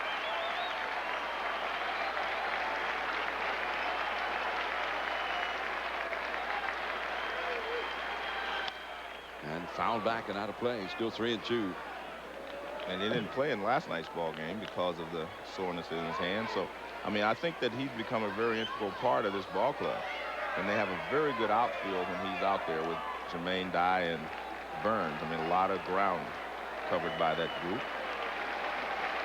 Still 3 and 2. And he jammed him with that fastball. Damon with the glasses there, battling the sun. He makes the catch. Now let's go to our friend Gary Miller. John, Pedro Martinez took a lot of criticism for flying ahead of the team during certain trips this year when he was next to pitch. He was given an option today, and he chose to stay with the team, as did Barry Zito. Now, Zito's staying, hoping he can celebrate a victory with his team, but nobody has checked out of their hotel yet. Logistically, they're going to stay in town. If they can clinch tonight, they'll be watching that Yanks-Twins broadcast with special interest because they'll just stay on the East Coast if they should happen to open in New York. Thank you, Gary. And Mel Hughes lifts a foul out of play. Grady Little, the Boston manager, said, hey, we're hoping for a trip to Oakland. We'll be overjoyed if we could fly to Oakland. He said the A's, they are dreading a possible trip to Oakland. They're hoping to clinch it here today, as Gary said, and then find out if they're going to go home to face the Twins or go on to New York to start the League Championship Series. And Slider misses to Mel Hughes. Mel Hughes in his first postseason game today. Only playing because Ramon Hernandez has a strained lower back, and Mel Hughes has had 3 hits in 3 at-bats, 2 singles and a triple. His triple drove in the tying run in the 6th inning. That came moments before Jermaine Dye's 2-run homer put the Athletics ahead. Dontrell Willis, the sensational Florida Marlins rookie in his first postseason game, also had 3 hits yesterday. Of course, he also pitched. 2-1 the count. So I guess it's not that big a deal that Mel Hughes has gotten 3 hits in his first postseason game. Well, all the first timers are doing it. Well, it's a big deal for the A's because, I mean, they may not have scored many runs in this ball game without him. I mean, you said he's 3 for 3, but the last one, the triple, was the big blow. Going to keep to their offense. 3-2. That had some sinking action on that fastball. 93 miles an hour. 3-2 the count. Jermaine Dye has driven in 3 of the 4 Oakland runs today. Is on deck.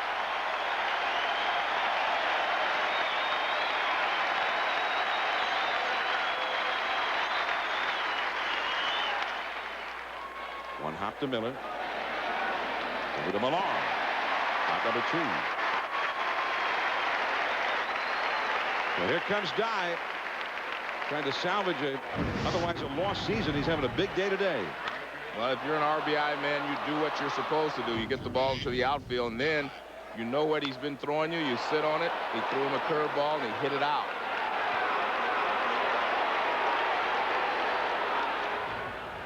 That was the first home run hit by Oakland in this series.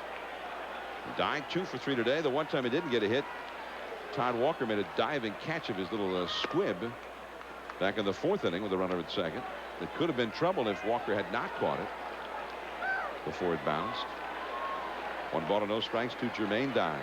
I mean, 2 years ago, Oakland would not even have made the postseason without Dye.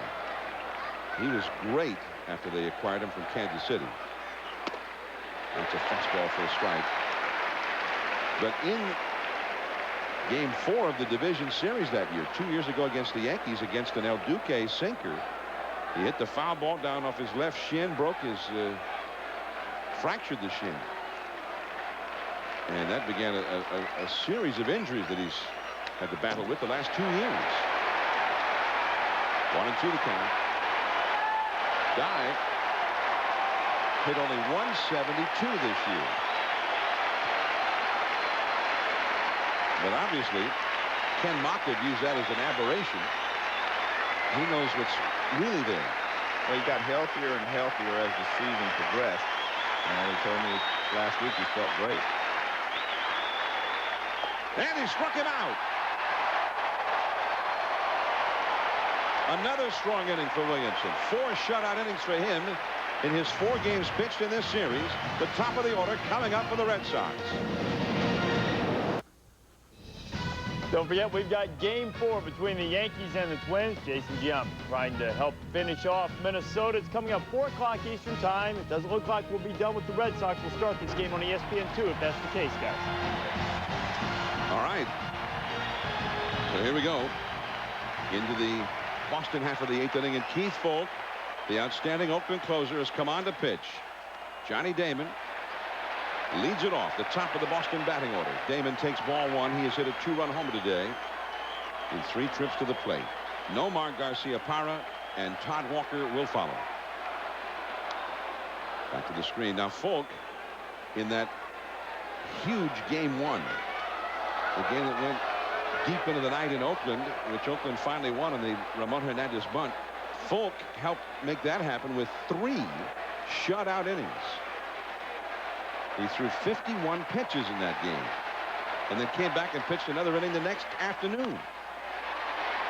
Tejada backhand, and he throws him out. Nice play. That's the defense that the Oakland A's have not showed us, you know, the first couple of games of this series. That's a tough play. That ball took a hop, came up on him with the speedy Damon running. It was a tough play.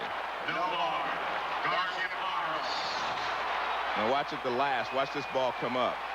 See that? I mean, he had to stay with it, and then he had to show this strong arm that gave able to get the speedy Damon. Nice play. Foulke 10 times this year. Most closers are just 1 inning and that's it. Foulke had 10 saves this year of at least 2 innings. That's a breaking ball for a strike to Nomar, who was 0 for 3 in this game. Foulke known for his great changeup. but he actually has a little pop on that fastball, too. Walker on deck. And a pop-up foul. And back out of play. 0-2 the count. Anytime you have a great changeup, it makes your fastball better because, you know, they're looking, they have to wait a little longer, make sure it's not the changeup, and it just adds about 5 or 6 inches to your fastball. Fulk was in 72 games this year and pitched 86 2/3 innings. That curveball is too low. He won 9 games with 1 loss and had 43 saves. And in 86 2/3 innings, he only allowed 57 hits. He did give up 10 home runs, though. Nomar chased that high fastball and fouled it straight back. I think the interesting thing is he won 9 games, you know, that he was in where it was a tie ball game. You look at most closers, and a lot of them even have losing records, 2-3, 3-4, or whatever. But he won the games that they put him in when it was a tie score. Well, and it was very similar last year. Billy Koch was the closer, and Art Howe was the manager, and he had a very similar kind of a record. That one is hit well. Left center field. That ball is off the wall. Burns plays the carom as Nomar is standing at second with a double.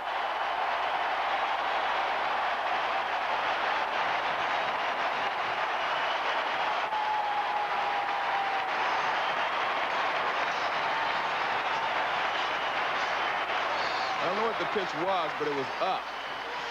Well, I don't know, it breaks down in a way, actually, not down, but it was away. And Nomar hit it. If he pulls that ball, it's out.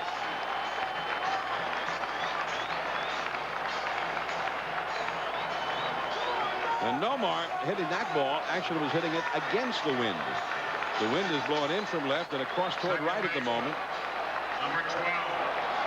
Todd Walker coming up. He's hit 3 homers in the series, including this one in the 6th inning.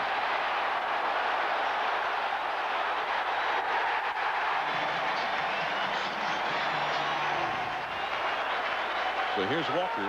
A base hit to the outfield could suffice right here. Nomar at second, 1 out. And there's that changeup, 0-1. Walker joins 3 other Red Sox hitters who have hit 3 homers in a single postseason series. Yaz did it in the World Series in 1967 against the Cardinals.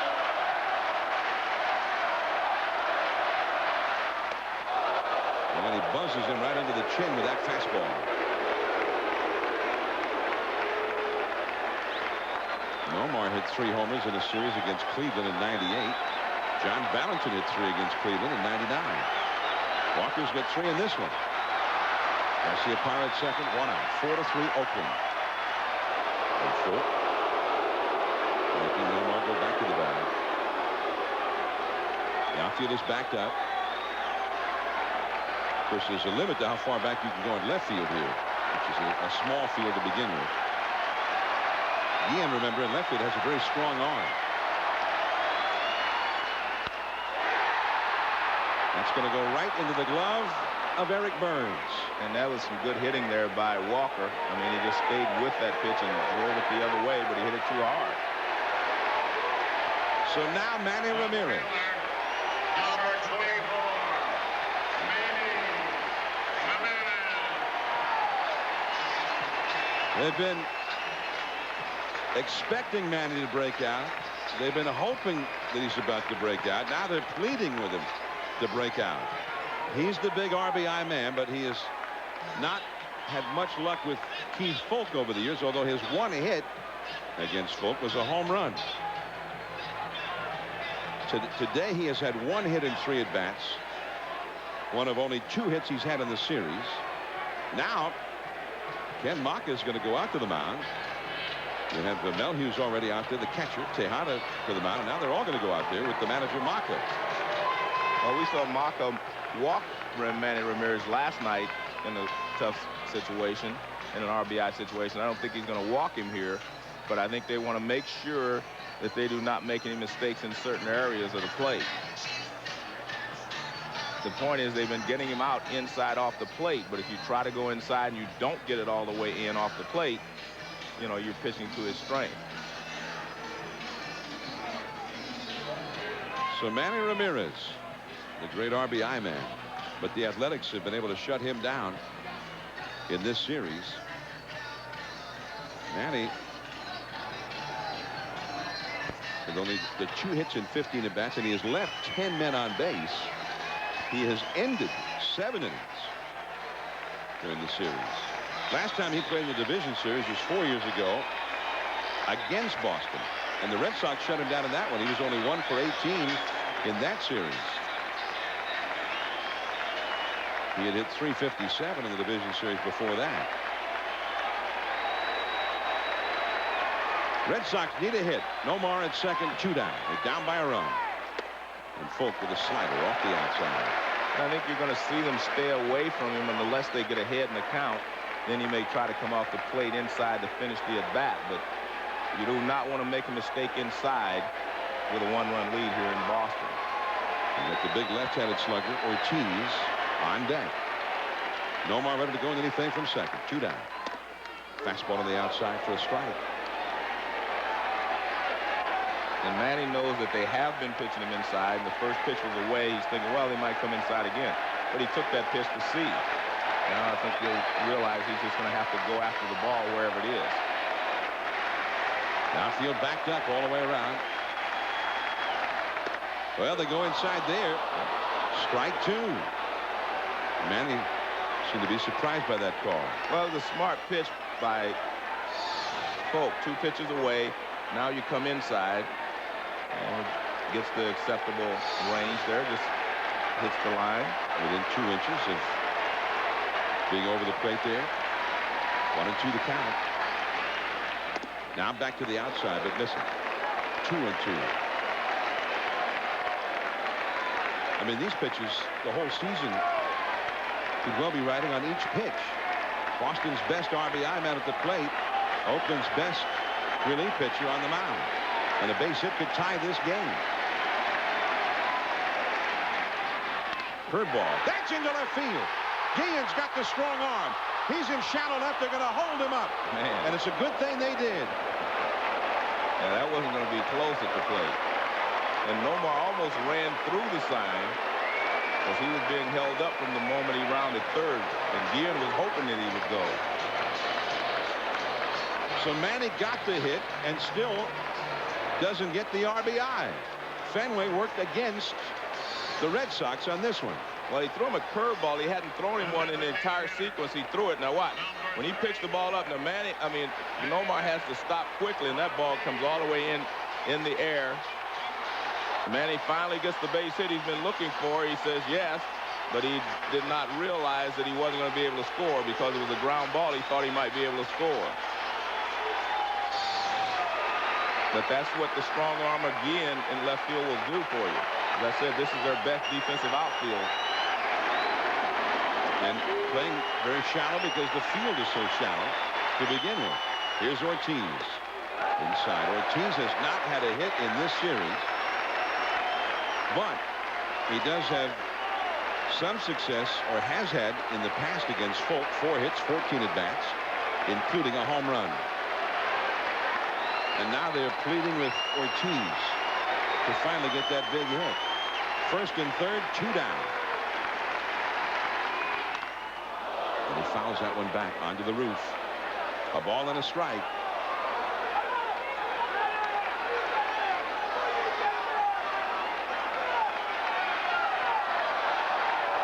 Ortiz hit a fly ball to left field against Folk on Thursday in Oakland that would have been off the wall here at Fenway.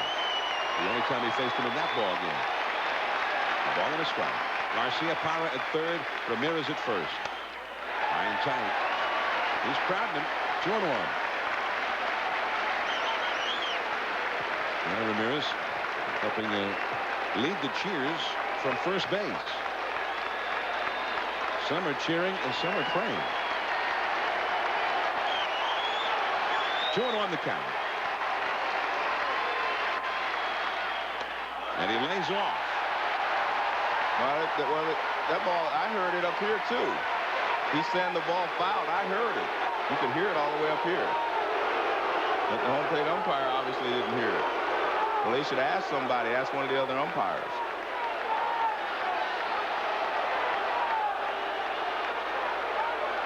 Well, I guess they're not going to, but I thought I heard something up here as well.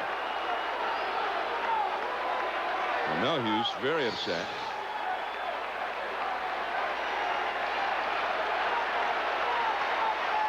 Oh, actually hit the glove with his bat. Well, he should be given first base. Yeah. Melhu's felt the ball, felt something, and he thought it was a tip. I know I heard something. And now Ortiz unable to get that pitch. Got that one down a little bit more, but still in, still crowding it. 3-2. Garcia Parra at third. Ramirez at first, and even with 3-2 and 2 down, the first baseman, Hatterberg, stays in the bag with him, keeping that a hole open on the right side. There goes Ramirez. That ball is hit well. Deep to right. Dive. Can't get to it. Off the wall. One run is in. Here comes Ramirez. And the throw goes right to the middle of the infield. And Boston has gone ahead on the first hit of the series by David Ortiz. And it came at a big time. 5-4 Boston.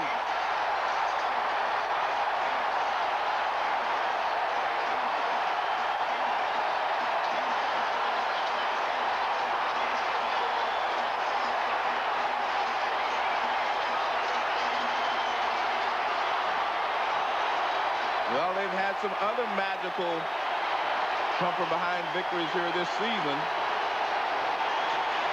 And so it's never over. And they're going to pinch run for Ortiz, who has a bad knee.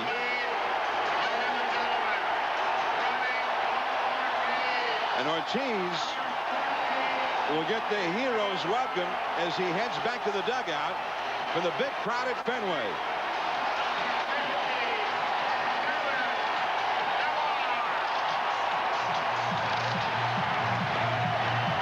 Nobody was better in the clutch in the stretch run than was David Ortiz. And his first hit of this series is huge. Now Kevin Millar with Brown at second. He changed up. 1-1. And the chant comes up now at Fenway, MVP.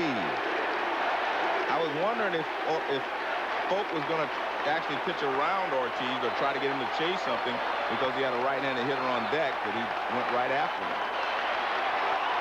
5-4. Boston is leading. Dive, battling the sun, makes the ground.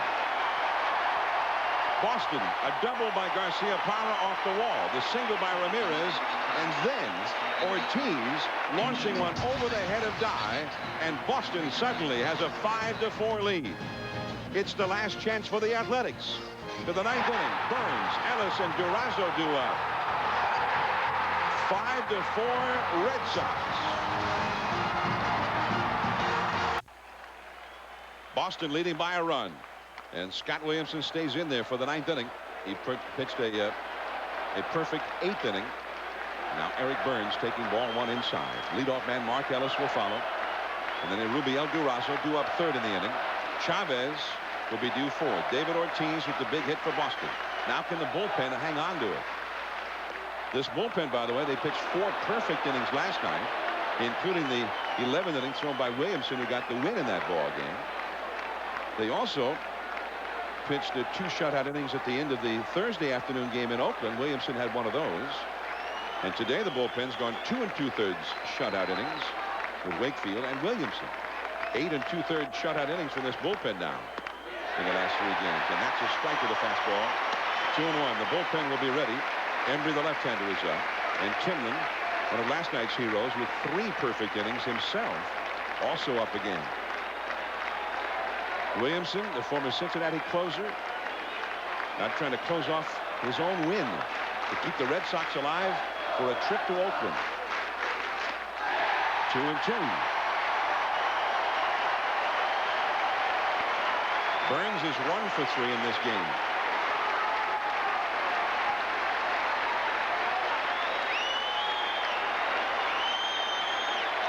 Damian Jackson now playing second base for the Red Sox, by the way.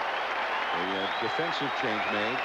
Jackson in for Walker.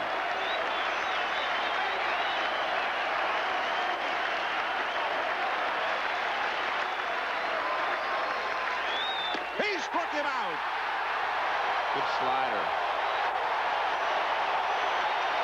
You got to hit him with the fastball and then finishes him off with a slider out of the strike zone. Second baseman, number 14, Mark Ellis. Game 1 in Oakland. Boston had a 1-run lead into the 9th inning and could not hold it. There was a walk, then a hit batsman, and ultimately a Rubiel Durazo got a hit to tie the game that went extra innings. Ellis, and that's a strike.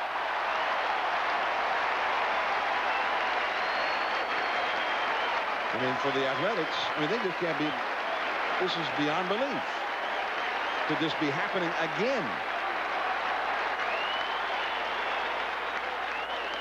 Way inside and off the glove. Now Varitek, 1 ball, 1 strike. I mean, they had that 2-0 lead against the Yankees 2 years ago, and they were going home. And yet they lost 3 in a row. They had a 2-1 lead last year and lost the last 2 to the Twins. 1 ball, 1 strike to count. And that breaking ball right there. Strike 2. Well, Scott Williamson was a closer before, so he has a closer mentality, and that's probably why Jimmy Williams decided to leave him out there instead of bringing someone else out of the bullpen. Yeah, why not? He's throwing great in this series.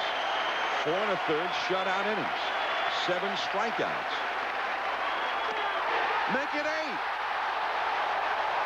He has struck out 3 in a row, including Dye to win the 8th inning. 2 down. They're getting ready to head to the airport now. And Pedro Martinez will be handed the ball tomorrow at the Coliseum if Williamson can get this final out. Pedro would be going on full rest against Barry Zito, who would be working on short rest for the first time in his career. Durazo, who drove in the tying run in game 1 in the 9th inning. Bill Miller in shallow left. He's got it. And the Red Sox have tied the series. They're going to head to Logan for the flight to Oakland and a game 5 with Pedro and Zito. The Red Sox have risen from the dead.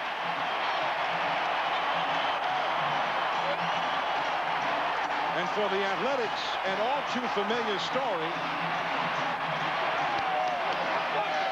For the Athletics, they lost their starter, Hudson, after 1. And even so, they had a lead into the 8th.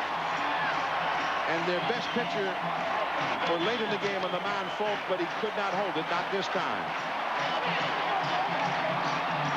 Well, the one thing you have to say about the Red Sox, and that's what good hitters do, they just keep swinging, and eventually something good happens. I mean, they were struggling. Manny Ramirez, he got the big hit, and then followed by even bigger hit by David Ortiz. But these guys have been producing for the Red Sox all year, and right here at the brink of disaster, they do it again. So you have to give them credit. Nothing is ever settled here in this ballpark.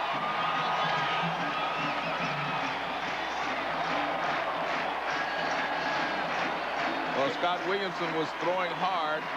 He gets a fastball away, and Durazo pops it up. And we're going to Oakland. So the Boston Red Sox with a 5-4 win. This time it was the Red Sox who come from behind against the other team's bullpen. The Red Sox bullpen again was sensational for 3 2/3 shutout innings. Johnny Damon, who propelled the comeback in the beginning with a homer and a great throw. He's standing by in the field with Gary Miller. Johnny, it's supposed to be the big guys in this order that do the power hitting, but somebody had to do it. You guys finally woke up your bats today. Are you prouder of the home run or the throw that nailed Guillen? Probably the throw that nailed Guillen, because if I don't get them, they've got second and third, and we're in deep trouble right there. But I'm just happy with our players. David hasn't gotten a hit this whole series. He comes up big for us, and we said we're going to play in front of our home fans, give them a great show, and we're going to take it back to Oakland. And we believed in ourselves. You know, you weren't here back then, but Lou Merlone said, one of the 7 guys who was here when they were down 2-0 to Cleveland, has said right after you guys lost game 2 out there, you started talking about it in your clubhouse. Have you felt, if you got a little room to breathe, that you had the driver's seat then? Well, we feel like we have the driver's seat because we have Pedro going tomorrow, and we know Pedro's going to be on. So I'm just happy. I mean, the fans have been awesome. I mean, this is what playoff baseball is all about. Here at Fenway, there's nothing quite like it. You know, Nixon was shamed into getting his haircut. He did it himself during the game and hit a game-winning homer. Lowe cut his after he pitched so great last night. What about you now, Johnny? Well, you know, I've been taking enough abuse about my mullet all year, and finally it's getting away from the mullet stage. And, you know, I've got to try to look good during the offseason, you know. You know, I told the guys, it's not the hair, it's the confidence you hold within yourself. So the haircut's not going to do a difference. If they believe in it, it's going to work for them. But me, I like the long hair, and it's good to stand out. Okay, well, best of luck on the flight, and hopefully they can change things for their sake out in Oakland, John. All right, Gary, and is it the hair? Is it the rally karaoke guy? Is it cowboying up? Or are they just maybe just good? I think it's a combination of all those things. I think they did cowboy up because they never did give in. And that's, I mean, this is a good Boston team, and I was surprised that it took them this long to break out, but they picked the right time. But they'll still have to go out and beat Zito. I mean, it's not as over and done situation because Pedro's pitching. Great matchup tomorrow, 4 o'clock or 8 o'clock Eastern time, depending on what happens with the other game at Minnesota today. The final score here, 5-4. The Red Sox have come from behind to beat Oakland to set up a game 5. For Joe Morgan and Gary Miller and our entire ESPN crew, this is John Miller from Fenway Park. Thanks for tuning in. We hope you enjoyed the broadcast. We're going to send you now to the Metrodome and Gary Thorne.